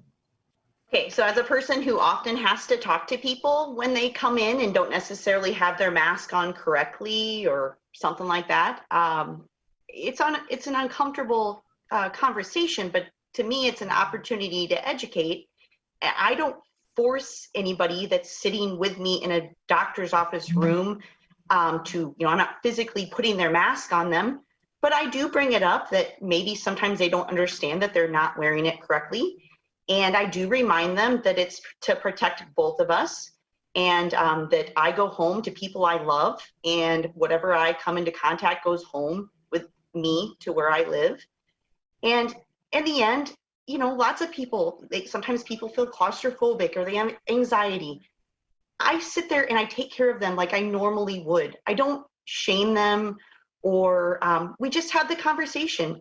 And sometimes in the end, they pull it up and their anxiety goes down, and we have that opportunity. That's my experience. And I've been doing this since obviously it came about in my job. The other thing I'd like to say is I agree with Councilman Miller. This is not to divide. It's unfortunate that we have to have this conversation at a city level. To me, this is a health care crisis, and we are addressing a health care crisis. And unfortunately, in Cedar Falls on the city council level, it's something that we've had to discuss. I do still believe that the goal of this is to educate. And like I just said, there is the opportunity to educate. There was the comment about us not ever making, part of that education, I would say would be to have experts help us educate our public as to what is the risk level for certain things. So the person who mentioned passing each other by on the bike trail, we can educate. I agree. There's a level of fear sometimes that we need to help people understand what is low risk and what is high risk. And then the other thing is when there's the comment of, are we ever going to get back to council chambers? If there's masks and social distancing, I think that's a possibility, at least in my eyes. Okay, thank you. Final comments. Seeing none, it's been motioned and seconded for, back to the original motion here, resolution adopting a face mask mandate for the city of Cedar Falls as amended to change the age from 2 to 5. So that said, this requires a roll call vote. All right, DeBoer, No. Cruz, No. Harding, Yes. Dara, Yes. Sires, No. Dunn, Yes. Miller. Yes. 4 voting aye and 3 voting nay, Mr. Mayor. Thank you, Madam Clerk. So that item passes as amended. And that moves us over to new business under the consent calendar. And under consent calendar, we have 13 items. Does anyone from council wish to pull an item from 5 to 13? 9 and 10, please. 9 and 10, okay. 2, 10. All right, and then anyone from the public wishing to pull an item 5 through 13? Mr. Sharp, go ahead, sir. I was going to pull 9 and 10 too, but Susan pulled them for me. Thanks. All right, thank you. And seeing no other hands, then I will read the items on the consent calendar minus 9 and 10. So 5 is to receive and file a proclamation recognizing the week of September 6th through 12th as Suicide Prevention and Recovery Week.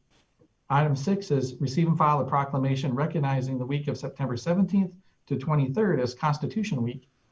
Number 7 is receiving and approving recommendations relative to the appointment of members to boards and commissions.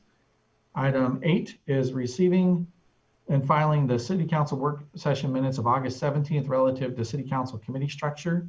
Item 11 is receiving and filing departmental monthly reports for July 2020. Item 12 is approving the following applications for cigarette, tobacco, nicotine, and vapor permits. And then item 13 is to approve applications for beer permits and liquor licenses. Is there a motion to approve these items minus 9 and 10? So moved. Second. The motion and seconded. All in favor say aye. Aye. Opposed? That passes. So bringing it back to item 9 is receiving and filing the City Council work session minutes of August 26, 2020 relative to COVID-19 mitigation options discussion. Is there a motion to receive and file? So moved. Second. Motion and seconded. Open for discussion. Yeah, I pulled these. Can I go before the public or does the public go first? Okay, that's a very good point. So Mr. Sharp had asked to have that item pulled, so let's allow him first and then to council. Thank you very much, Councilman Brewer. So Mr. Sharp, go ahead, sir. Thank you, Rick Sharp, 1623 Birch Street, Cedar Falls. This is going over both meeting minutes, and I got to disagree with some of the comments made by to the council members about basically opening up Main Street as well as the hill to businesses so they can stay open. I don't believe that is practical. So Mr. Sharp, the government should not be. Mr. Sharp, I'll have to call you out of order on this only because the discussion itself is related to the work session minutes and the accuracy of the work session minutes, but not the content or the discussion of those minutes itself. So, for Mr. Rogers, I'd like to get some clarification on that. Is any topic or any discussion of the items inside germane? No. So the item under consideration is to receive and file minutes. And so the discussion is already had. There's no further discussion about that. The only germane discussion would be to point out an inaccuracy, for example, in the minutes themselves. Does that make sense? So when those actions or recommendations out of the committee become actions, then I can talk about it? Right. If there's an action item on downtown, whatever you're talking about there, opening up downtown, if there's an action item for council to consider, that would be on the agenda, and then that would be perfectly appropriate to comment on. Sounds good. Thanks. Thank you, Mr. Sharp. I had pulled these to ask for a friendly amendment to the minutes to make note of that it said that I was absent for both meetings. I've always made it an attempt to go to every event that the city has. These particular work sessions were. Motion, correct? You're asking for an I'm amendment? asking for amendment to the minutes regarding where it says absent Susan DeBoer on the minutes. I'd like the minutes to reflect that the meeting was held at times that I had indicated I could not attend. So I that's wasn't just motion. absent. Is it seconded? Second. It's been motioned and seconded. And all in favor of that amendment? Oh, excuse me, I'm sorry. It's been motioned and seconded. Please, Councilmember DeBrew, if you have additional discussion, go ahead. I just think it's a much more effective work session if we try to find a time that works for everyone instead of when you get 4 council members, you go ahead and have a meeting. I think that we should really try to have a work session that works for a time for everyone. Okay, thank you. So it's been motioned and seconded for the amendment. I guess this is a voice vote. So all in favor, say aye. Aye. Opposed? Okay, that passes. And this that's the amendment. So that goes back into the minutes as amended. That was actually for both 9 and 10. Okay, I have to do them one at a time though. So motion and seconded, all in favor, say aye. Aye. Aye. Opposed? Okay, so that entire item passes. And that brings us to item 10. And then I'll open it up for Mr. Sharp again, because he had asked to comment on that item. Mr. Sharp, would you still like to comment? We need No, sir. It was explained to me before. Thank you. Oh, you're right. Yeah, so that's right, Councilmember DeBrey. This has to be motioned first. So You need a motion first Yep. and then a motion to amend. So moved. motioned and seconded for the amendment I was expressed earlier. Is there a motion to approve that amendment? So moved. The motion, is there a second? Second. Seconded. And this is a voice vote. So all in favor, or any discussion? Voice vote, all in favor, say aye. Aye. Aye. Opposed? Okay, so that goes back into the amendment as receive and file the work session minutes as amended. So motion and seconded, final discussion. All in favor, say aye. Aye. Aye. Aye. Opposed? Okay, so 9 and 10 are both passed then as amended. That brings us into the resolution calendar. The following items will be acted upon by a roll call vote in a single motion without separate discussion, unless someone from the council or public requests that a specific item be considered separately. So we'll pull 14, and then for council members, any others that you wish to pull from items 14 to 30. 19 and 22. 19 and 22. Okay. Any others from council? 24 and 30. 24 and 30. Okay, any from the public? Okay, seeing none extra. I see that as items to pull as 14, 19, 22, 24, and 30. So reading off those items, item 15 is a resolution approving and authorizing execution of a settlement agreement with JKC Investments. 16 is a resolution levying a final assessment of costs for the city to mow some property. Same for item 17. Item 18 is resolution approving and authorizing execution of a managed content licensing and servicing agreement with Gordon Flesh Company for the city's document imaging system. Item 20 is a resolution approving the certificate of completion and accepting the work of Peterson Contractors Incorporated for the Campus Street Culvert project. Item 21 is a resolution approving and accepting completion of public improvements in Prairie Winds 4th edition. 23 is a resolution approving and authorizing execution of supplemental agreement 2 to the professional services agreement with Snyder Associates relative to the Union Road Recreation Trail project. Item 25 is a resolution approving and authorizing execution of a First Amendment to agreement for professional services with Pathways Behavioral Services. 26 is a resolution setting September 21st as the date of a public hearing for proposed funding distribution of CDBG CV block grants.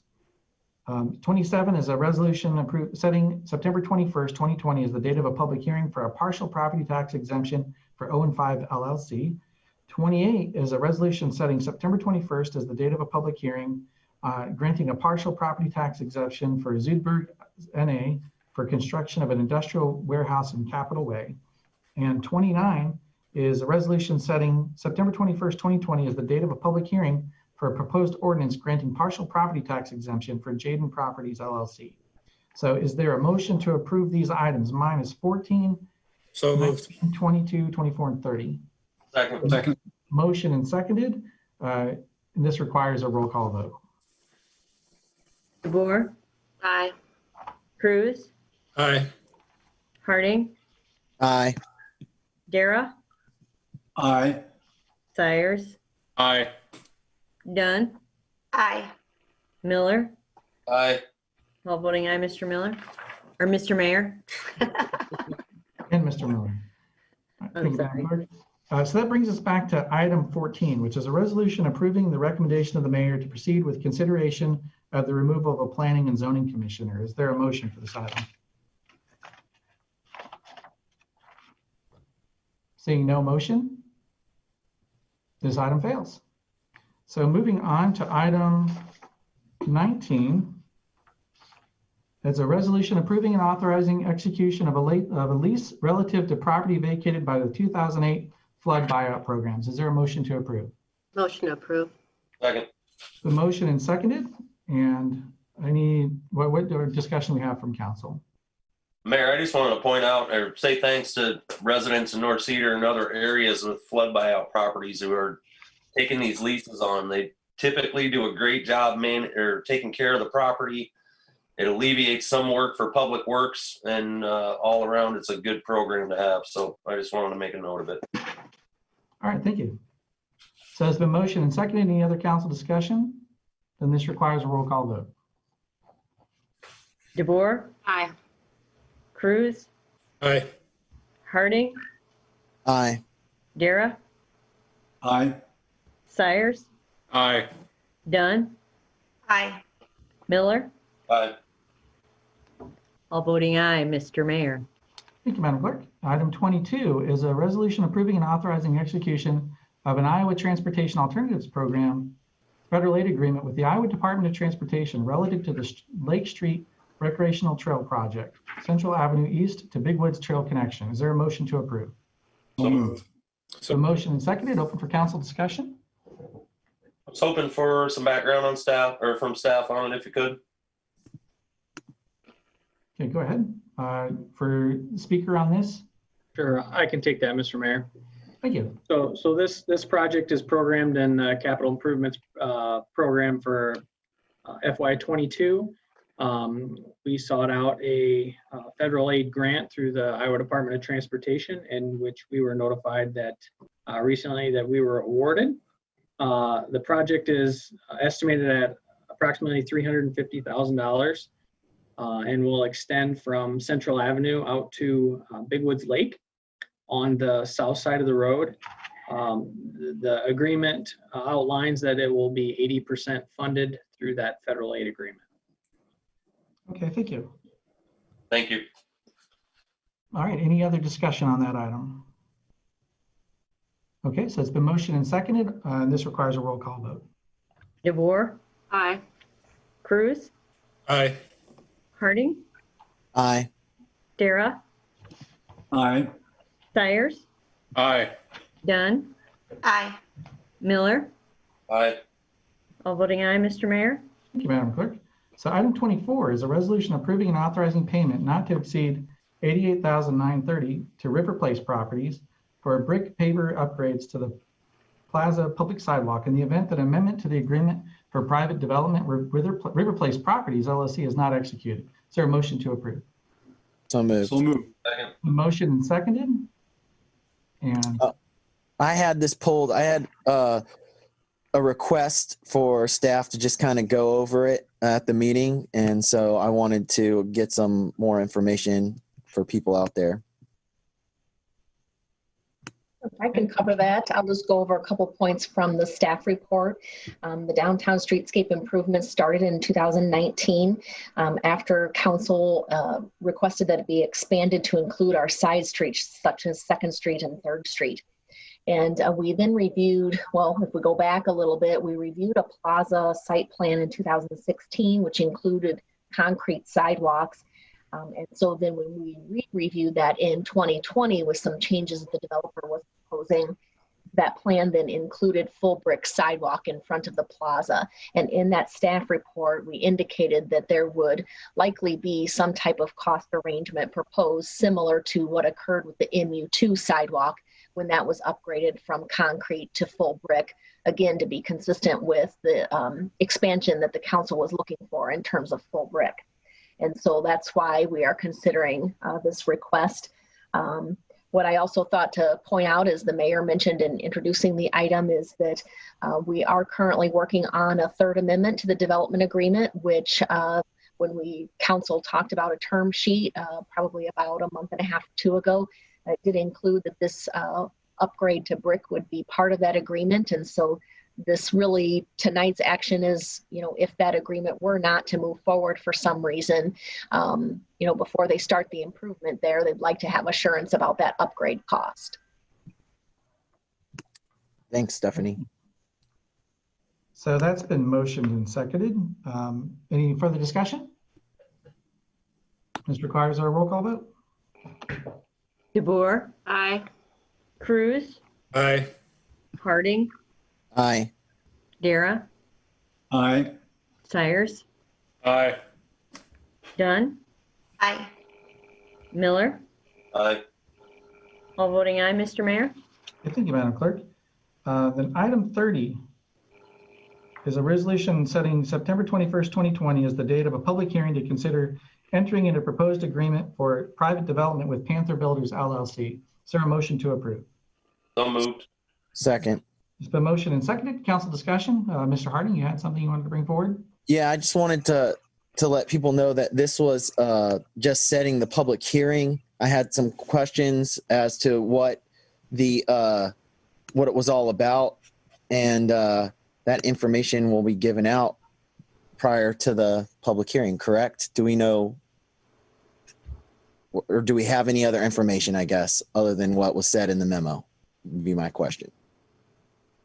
Answer that one too. I mean, the memo indicates that this is related to considering an agreement for tax rebates for development there along Clay Street. And the staff report indicates a new building. It's really what was completed here recently, probably what, about nine to 12 months ago. And if council recalls, this is probably about 2 months or so ago at a council meeting, we had a comment from the developer about how he was not able to get rebates on it. So we revisited that, and it is an eligible project, and so we're moving it through the steps now. Thanks. All right, thank you. So that's been motioned and seconded, and this requires a roll call vote. DeBoer, Aye. Cruz, Aye. Harding, Aye. Dara, Aye. Sires, Aye. Dunn, Aye. Miller. Aye. All voting aye, Mr. Mayor. Thank you, Madam Clerk. Item 31 is a new ordinance, passing an ordinance amending Chapter 23, Traffic and Motor Vehicles of the Code of Ordinances relative to establishing a four-way stop at the intersection of West 12th Street and Walnut Street upon its first consideration. Is there a motion to approve? So moved. So motioned and seconded, and I'll open it up for staff if there's any comments that we have from staff about this new item.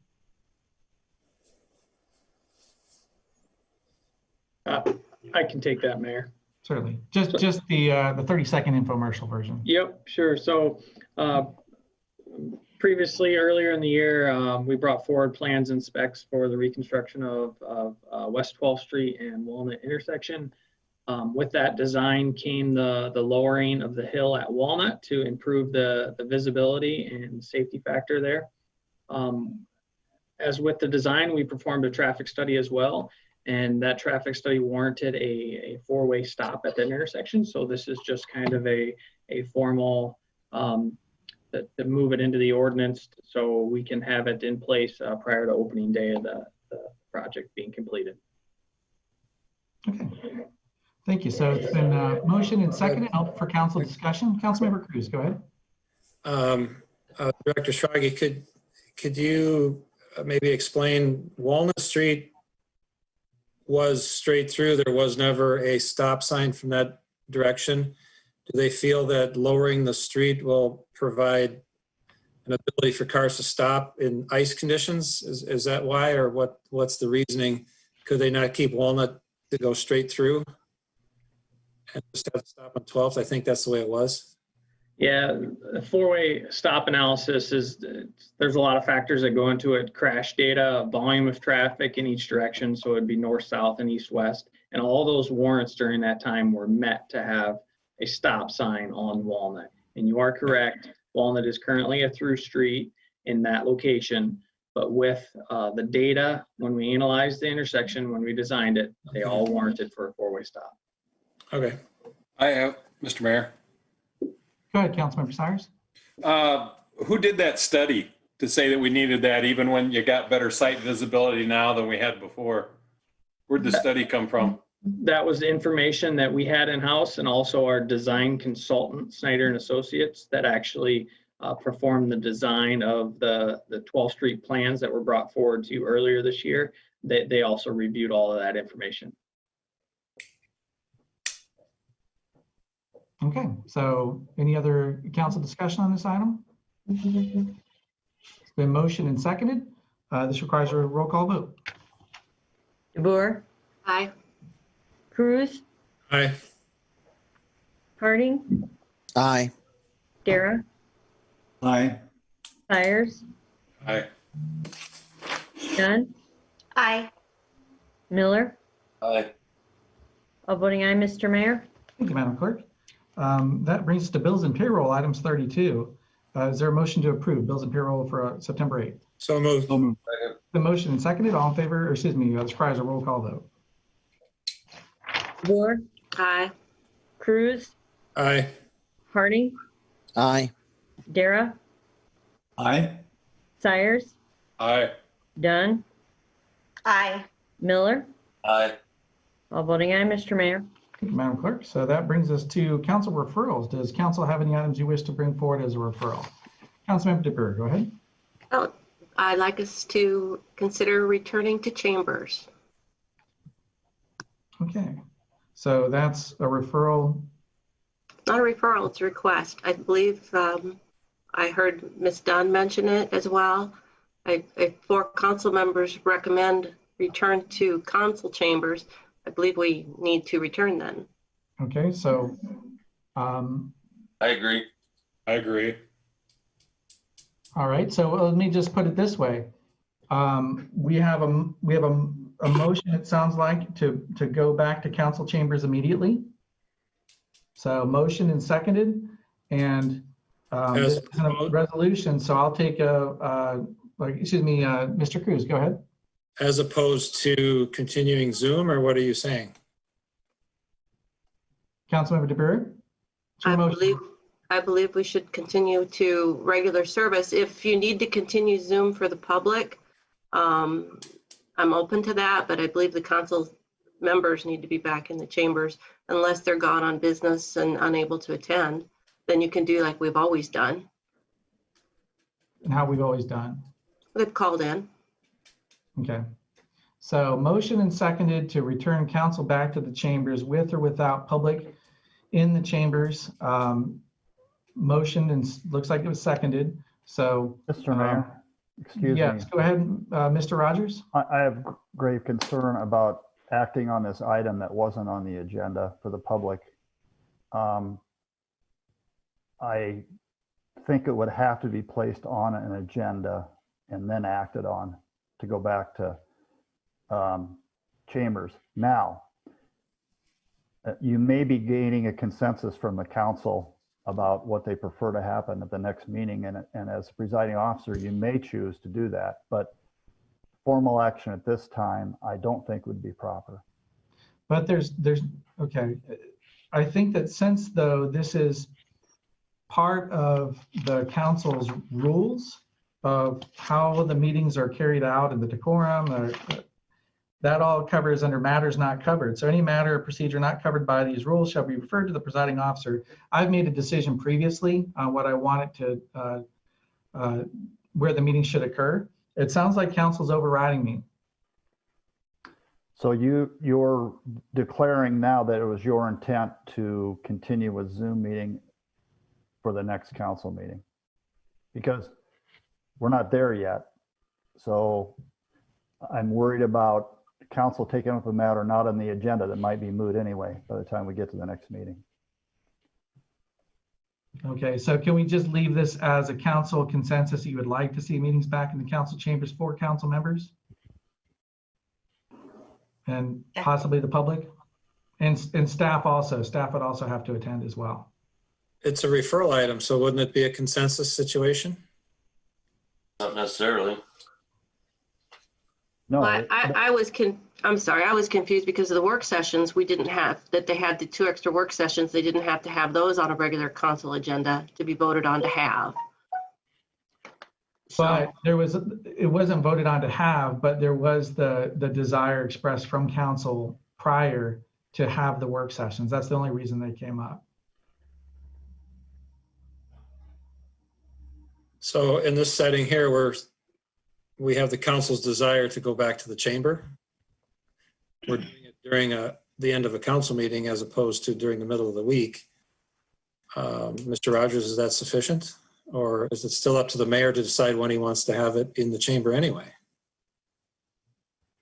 So when the next meeting is scheduled and the arrangements are made for that, the presiding officer, the mayor can decide to go back to council chambers or proceed as I'm hearing council's wishes expressed. And then council would have to put on the agenda then to direct the following meeting to be in person, involving members of the public, staff, and everyone else in council chambers. So then let's just make this a referral. Is that okay, Susan? Yeah, that's fine. We just refer it to the next meeting. I just think we just need to work to get us back in the chambers. I agree. What are we referring? To move back to chambers to the next meeting, to actually put it on the agenda so it can be voted on, I guess. I've got a question, Mayor. Haven't you used, don't you have a criteria that you've been using as far as making decisions about masks and that kind of thing in City Hall? I don't know if that applies anymore with the mandate.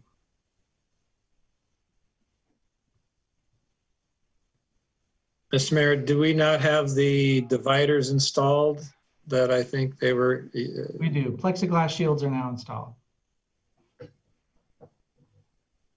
I think at this point, don't you consider it as a referral? And the other way that the mayor can push an agenda item or a special meeting is if people contact him individually requesting that, and then he takes that under his advice, correct, Kevin?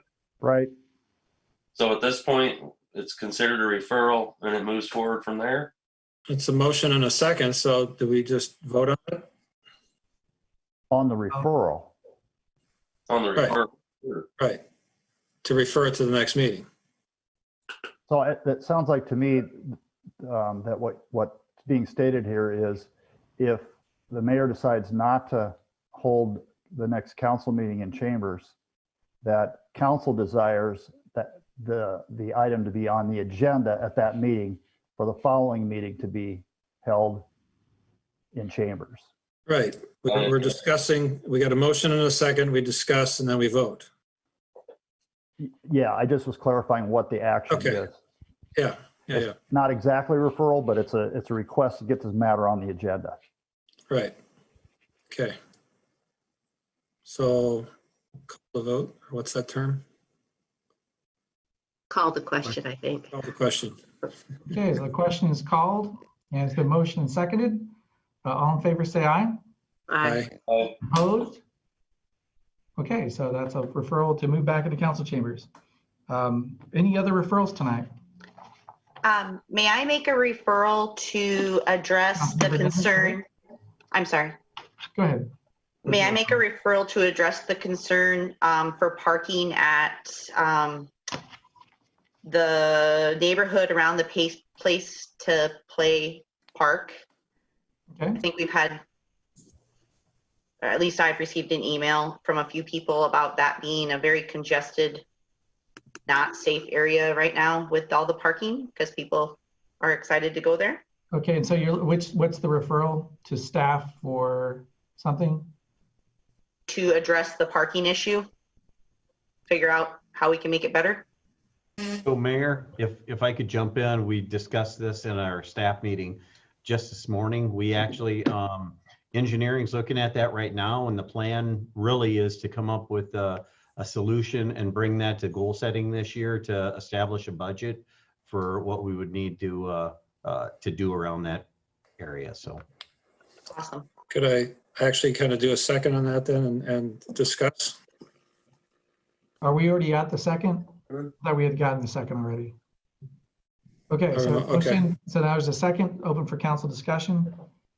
I had the opportunity to tour the place to play just this morning and several other parks, and I had brought this up with staff that if the popularity of the place to play park is drawing people from actually outside our community, as part of the analysis that Mr. Gaines mentioned, should we look at getting that equipment that's handicap usable, if that's the right word, proliferated through our park system so that we're not drawing all people to that one location. And I understand Marion, Iowa has one and we have one, and I don't know if other communities have come on board with that type of playground equipment, as opposed to just pouring more concrete and having a big parking lot that I don't know that we'd ever fill it, have enough parking spots to satisfy it.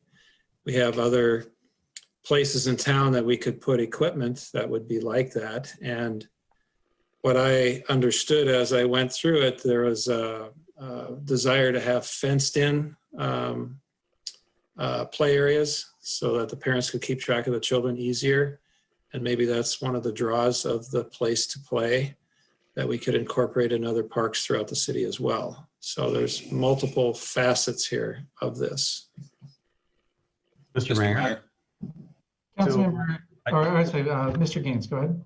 So I think we're kind of on the same page because we were actually discussing that. Ms. Sheets could have maybe a little bit more, but with some of the additional CDBG monies that we received this year, she's trying to figure out if we can use those dollars for that type of playground equipment. And Stephanie, maybe you want to give them a little bit more of an update. Sure. The council just approved holding a public meeting or public hearing, I'm sorry, at our next meeting where we'll talk about the state proposal that we had for CDBG funds. In your packet tonight, you had a copy of what was submitted as the application. It'll be in next week's or 2 weeks from now council meeting as well, proposing 2 different parks to include 2 additional pieces of equipment that are popular pieces at the place to play park. So we're hoping the state will approve that, but we need to get through a public hearing as a part of our application to the state. Mr. Mayor. Yes, is that Councilmember Sires? Yes. Go ahead. I'd like to see a whole nother park just like that one built. I think that one's very popular. All the kids like to go there. I think it's great for everybody. And they call it the all-inclusive park, which I think is absolutely fantastic. If we did a whole second park, just like that one, maybe over in the Birdsville Park area, where it has plenty of parking already, that would take away from some of that use there and spread that out to another part of town. I think that'd even be a better idea yet. I don't want to debate necessarily, but that was a privately funded $1 million plus project. Yes, I understand. All right, Councilmember Cruz. I'd like to see the money that is possibly going to be used for more parking be directed towards more equipment in a different location, like Mr. Sires said. And that's not to say we couldn't have 3 or 4 of those in the community, in different quadrants of the city because of their popularity. So again, on the funding, that sort of thing, as Mr. Gaines said. Mayor? Yes, go ahead. Councilmember, is that Dara? Yeah. Go ahead. I love this discussion. I'm glad we're having it. And I'm sure all of my fellow council members get tired of me talking about goal setting, but I recognize what we're talking about here, that the place to play park, the model we really want to incorporate either throughout our park system or in another park or whatever. But that takes money, it takes some time, got to get it on the CIP and all that kind of stuff. So it seems to me that when we send out our priorities for goal setting, that and anybody that thinks looking in the broader scale of how we can improve all of our parks to incorporate some of these things, could be a long range plan for how we develop parks in Cedar Falls. So I think it's a great discussion. Do what we can now, but also look more broadly and encourage Park and Rec to think along those lines as we develop more parks. I like the discussion. We could also replicate the fundraising. Councilmember Cruz, go ahead. Please wait to be called on. I'm sorry. Councilmember Cruz, please go ahead. I was just going to say we could replicate the funding that took place at the Place to Play Park in different parts of town. I'm not familiar with if that just took place in that neighborhood or if it was across the whole city or how it took place, but we could set out a mission to do that for multiple park locations like that to go along the lines of Mr. Sire's comment. All right, thank you. Any other discussion for this item? So it's been motioned and seconded to, what was the original for the city clerk? Yeah, we kind of got off track there. The original referral was to address a parking issue around the Place to Play Park. Okay. Should I take it back since Mr. Gaines already addressed it? You can. I take You my, can withdraw that. yeah, I withdraw my referral. Okay, thank you. Any other referrals from council? Okay, seeing none, then I'll open it up for city council updates. Any updates from council? Mayor, Yes, Councilmember Miller, go ahead. I just wanted to make more of a statement. I believe one of our engineers, Mr. Fitch, is leaving. He's put a 2-week notice in. Mr. Miller, I'll stop you there. For Mr. Rogers, are we allowed to discuss personnel matters? We are very limited in the type of personnel matters we can discuss. I just wanted to say thank you for serving the city of Cedar Falls. I like that. Thank you. Any other discussions for council or council updates? Seeing none? Yeah, I'll take one. Sorry. Councilmember Harding, go ahead. I know I just wanted to say that some of the bars in College Hill and downtown for that matter are shut down right now, but get out there and support them. They can sell stuff to go and do things. Just don't forget about those places of business that right now they can't do anything, or they're very limited in what they can do. It's not that they can't do anything. So take a night and go support a business that's local, that, you know, in the College Hill area. And also, like I said, there are some downtown, but I live right by College Hill. So anyway, just wanted to get that out there. Go and find a business and support them, get something to go. All right, thank you. Any others or council updates? So looking at staff updates from Mr. Gaines, any updates for us tonight? We don't have any, Mayor. Okay. I'll just do a quick update that there is a concern, an item out there that public safety was directed to photograph children and church groups. And that's an extremely serious allegation. We will be investigating that. It's something that has to come to light if that is occurring. We need to get behind or get to the bottom of that. So we will be working further on that. Any other, I guess no other council updates. So this will open up to public forum then. And speakers will have up to 5 minutes, one opportunity to speak on topics germane to city business. Does anyone from the public wish to speak? So we have Mr. Sharp. Go ahead, sir. Name and address for the record, please. Rick Sharp, 1623 Burt Street. Again, I'll just bring up, since the mask mandate has passed, with the majority of the council, I hope, and reopening the council meetings again to the public. I know Waterloo has already been open, and they've had citizens there at the council meeting. Too bad none of the council, very few of the council members showed up. I just curious, was it this complicated to close and go to Zoom for the council meetings, as it sounds like it appears to be, to reopen it to the public? And then my second comment was in response to another council member. What happens? What does the business do, or if they encounter people that, you know, they don't want to wear a mask, the business doesn't want to provide them to wear a mask? I agree with Councilmember Cruz and the others. This is just a strong recommendation. There is no mandate. There is no enforcement behind it. So we can't, like a previous council member, I guess, referred it, not directly, but we can't just kick this down the road and address it when it comes up. The city issued the mandate to apply to everybody, including the businesses. It should be the city's job to automatically right now come up with the enforcement ideas or the verbiage, and not even pass it to the director of public safety, because I'm sure he's going to be looking for you guys for guidance. I mean, there's no mandate, there's no enforcement. So what do you tell these businesses that, oh, I'm still going to have people come in without a mask or what have you? We can't just wait till that issue happens. We have to have a plan in place so we can give the businesses and people guidance.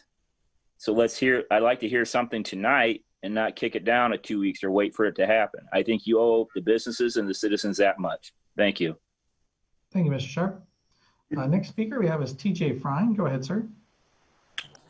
TJ Frine, 1319 Austin Way. I just quickly like to echo Mr. Sharp said. We have now a mandate that nobody knows how to enforce or what the expectations are. And just to highlight some of the silly things, in my opinion, that are in there, my friend and I cannot drive in a car together without wearing masks. But as soon as we go out to eat, we can take them off. So COVID must stay in the car, I guess. So just that's silly. And then my playground question, I've asked several times. You know, it says when social distancing can't be ensured. Well, my 6-year-old son, who doesn't understand social distancing, is going to go to the place to play playground, which is packed. And so is he required then to wear a mask while he's on the playground? Do we call it moderate or light exercise? What do we do? Then I think one of the council members said, who do we call when we have a problem? And I kind of hinted at this the first, when it was the agenda item, like whose responsibility is it going to be to respond to these things? I believe the mandate, if it's copy and pasted from Cedar or from Waterloo, which is disappointing in itself, which it sounds like it is, all enforcement is referred to the mayor. So I guess the mayor and the city council is going to have to come up with a plan, because they're the ones going to be contacted if businesses aren't enforcing it, or if people are not, taking it upon as an individual mandate for themselves. So I guess it's not in Waterloo, the Waterloo Police Department is not even responding to mass calls. We haven't had any, but they don't. Maybe dispatch is filtering them or whatever, but we don't respond to them at all. So because the enforcement is put back on the mayor, so I hope the mayor's by his phone to be busy. The other thing is it requires businesses to post signage. Who's going to pay for that signage? Who's going to, if anything, are businesses going to be required to supply masks to people that don't have one? I know Hy-Vee does provide them right at the entrance there. So I didn't know if that was going to be something they'd have to do. The exemptions, I know somebody asked, how do we know if somebody has an exemption? But that was never answered as far as who we call to enforce this thing. I will say that, private businesses do have the right to refuse someone. If you hang around there, you're going to be trespassing. But that's a whole criminal issue. But as far as the mandate, if I'm in the store not wearing a mask for whatever reason, and somebody comes up to me and confronts me that's not an employee, now we have a confrontation. It was unnecessary, and they can educate me if they wish, but it's really nothing more than them telling me what their opinion of what I should be doing is, which leads to unnecessary confrontation. Just switching gears quickly, for the place to play park, I like the discussion. I appreciate it. I've kind of been a pain in the emails about it for the last couple of years, just because the neighborhood, the Green Hill Village Neighborhood Association, has been high up on it. I just wondered why we have to it just seems like we're overcomplicating things, and we can't come up with a temporary solution to have to wait for the engineers to do a study and make recommendations and then talk about goal setting, which is in November, December. So it just seems like we're really overcomplicating what could be, what we could look at for temporary solutions. I know that the turn lane at Green Hill and South Main was a temporary solution. That didn't take any time at all. And then going back just quickly to the park, we talked about funding all these things. And as one council member said, this was completely private funded with the exception. There was a big donation from the Blackhawk County Gaming, but I wouldn't imagine that they're going to donate just as much money to a different park in the same town. So we got to give credit where credit's due as far as it being completely privately funded. Cedar Falls wouldn't have such a park if it weren't for those ladies that stepped up and did the fundraising and put the plans together. So we should be thankful for them as well. So just a couple things, if we could get an answer on who's going to enforce this. Somebody asked it and it was never answered as far as the mask thing and how that's going to be dealt with. Like Mr. Sharp said, at this point, we owe the citizens that much. Thanks. Thank you, Mr. Prime. Looking at the ordinance, I know Waterloo said that enforcement is up to the mayor. Our resolution does not state that. So something for discussion for later this week. Mr. Salentic, go ahead, sir. Glad you can join us for the meeting this time. Jeremy Salentic, 1008 Rockland Street. Go ahead, sir. Okay. Yeah, I have questions about this too. Is it really a mandate or is it just a strong suggestion? And as Councilperson DeBrewer said, it's like, okay, masks are recommended when 6 foot distancing is impossible. But now does that mean even if you can be 6 feet away from somebody, it's a mandate? Now, do we have to wear a mask if we're 6 feet away? There's a lot more questions I could come up with on that, but we really need to clarify that. And we have to watch out for the mask police, because what's going to happen sooner or later. Somebody's not going to be wearing a mask. They're not going to want to disclose their public health information because there is HIPAA laws and they don't have to disclose that information. And you're going to have somebody get mad that somebody's not wearing a mask. What do we do about those situations? Thank you. Okay, thank you. Seeing Josh Wilson, go ahead, sir. Name and address for the record, please, Mr. Wilson. Hi, good evening, Mr. Mayor and Council. Josh Wilson, 100 East 2nd Street. Just a quick question. I do apologize. I had to step away from the meeting earlier. Did I miss any discussion on item 14 on the resolutions calendar? You did not. Okay, I was just wanting to make sure that I didn't miss that. What I actually wanted to talk about this evening, and Councilwoman DeBoer beat me to it, so I want to thank her for that. But I do believe that we need to return to council chambers. I want to just be clear. I'm not telling anyone that's currently on Zoom or who would like to stay on Zoom in the future that they can't do that. COVID is affecting us all in different ways. I myself am a COVID survivor. With that being said, I believe at the very least, City Hall is a public building paid for by the taxpayers, and it should be open, much like Waterloo's is, to constituents to come in and speak. It was very difficult tonight for me to hear several of the speakers.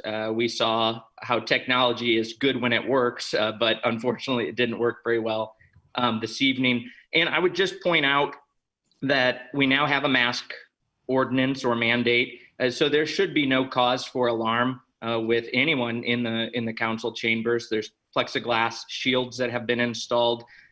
So I think we can safely go back to that. As public servants, as all of you are, much like police officers who are working right now during COVID, EMTs, the garbage men, going away from public servants, all of our school teachers are braving it out and going to school each day to teach our school children who are going to school every day.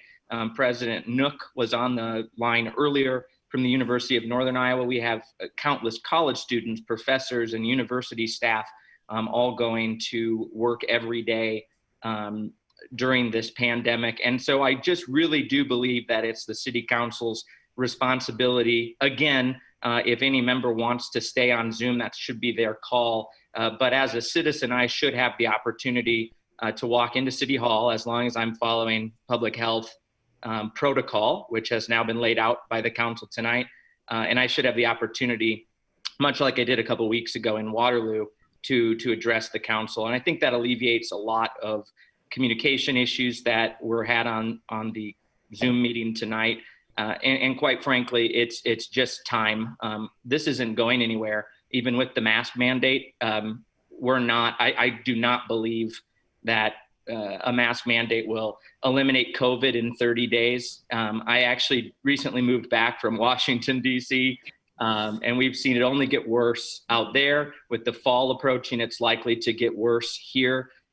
We have to press forward the best we can, and our public buildings and our public servants should be easily accessible. So I take no issue with anyone who would like to Zoom. That's a personal right, but it should also be a personal right to any citizen who wishes to go to City Hall to a council meeting. And as someone pointed out, forgive me, maybe it was another speaker from the public, but there's only one council member in Waterloo and the Mayor Hart, who are usually present at city council meetings, and that's okay. At least we have the opportunity to go to City Hall and speak. So I do thank you all for your consideration. I thank Councilwoman DeBoer for bringing that forward. I hope to see you back in council chambers soon. And one final shout out, I just want to say thank you to City Attorney Kevin Rogers. I did have to call him earlier today to ask a question. He was extremely gracious with his time and was able to walk me through my concerns. So I thank him for that. And I thank you all for a very long meeting tonight, but a very productive one. Thank you very much. Mr. Wilson.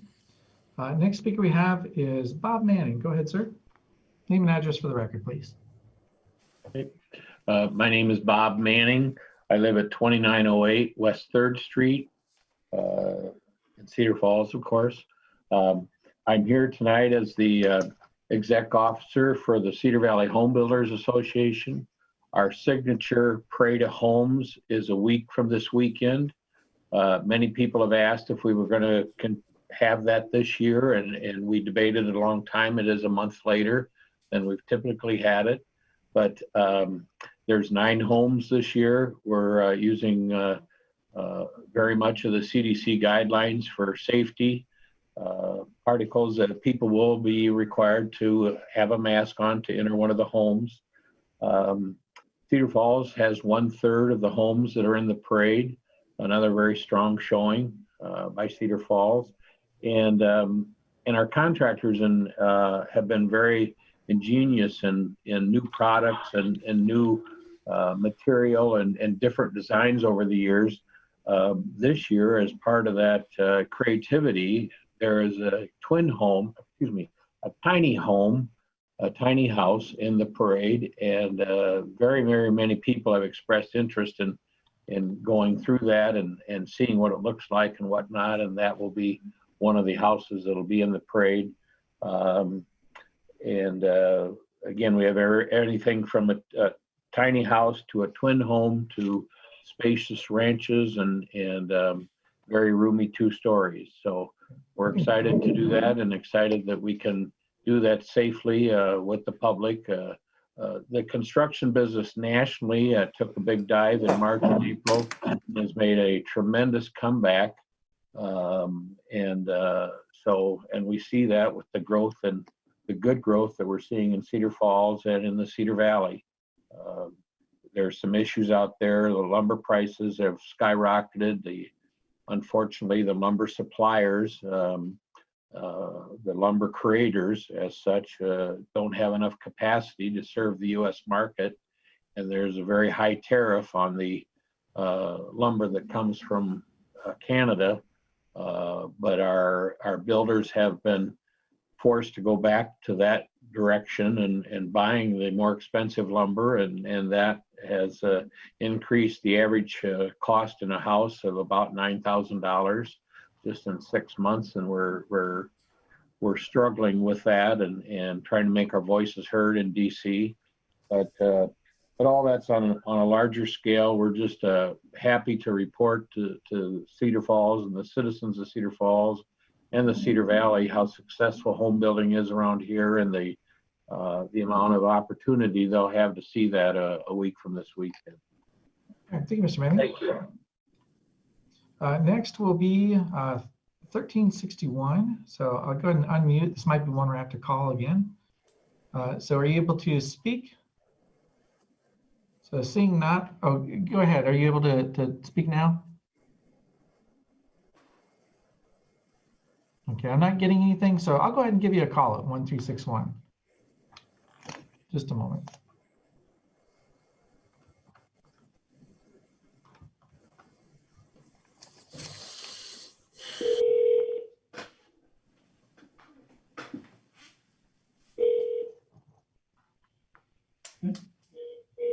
Yes, it is. Good evening, Mr. Skane. This is Mayor Green. Yes. Hello, go right ahead, sir. We can hear you just fine. Yeah. Good evening, Mr. Skane. This is Mayor Green. Okay, I can. Go right ahead, sir. Let me get the. There we go. I needed to get the television down. Thank you, Mr. Skane. Go ahead, sir. Okay. This has been a very instructive city council meeting. When we had that difficulty with the phoning in, one of the items that I had wanted to call attention to was number 6, which had to deal with recognition of the Constitution. And I think that it was good that there is that proclamation that was issued by the mayor. But the problem is that the Constitution does provide for free speech. And as all of them, it has restrictions. Obviously, you can't disrupt a meeting either by voice or action. And if you do that, then you have a right to be, or the group has a right to remove you from the meeting. But we have a violation of the First Amendment that has been there for years, and that is the way in which the word germane applies to public speaking. And actually, the mayors in previous years have applied it at other points in the meeting. And it seems to me that if you really want to be consistent with the First Amendment, you would take that germane out of the rules and just go by the rules that are there for the First Amendment. Because on a personal level, I did nothing wrong, but 4 times I was removed from the chambers because the presiding person said that I wasn't germane. And let's go back to the First Amendment and take away that particular problem, because germane does not comply with the provisions of the Constitution or the First Amendment. So please consider that. I mean, there has been no, I mean, I've brought it up so many times, but there's just been no movement. It's never been brought onto the city council agenda for consideration. It just stays there. So let's go by the First Amendment of the Constitution. And I appreciate your listening to me tonight. Certainly. Thank you, Mr. Skane. Anyone else wishing to speak for public comment? And Mr. Salentik, I believe you've spoken already. I see your hand up again, and I'll just ask, so Mr. Salentik, we gave you one opportunity to speak already, hadn't we? He did speak, yes. Okay, yeah, so we have one opportunity for public comment. Anyone else wishing to speak? Seeing none, then I will entertain a motion to adjourn. So moved. So motion is seconded. All in favor, say aye. Aye. Aye. All right, thank you very much. Have a good night, council. Good night. Was there not Good night, going, everyone. were they not going to answer the questions from the people? The meeting is adjourned. Jeez.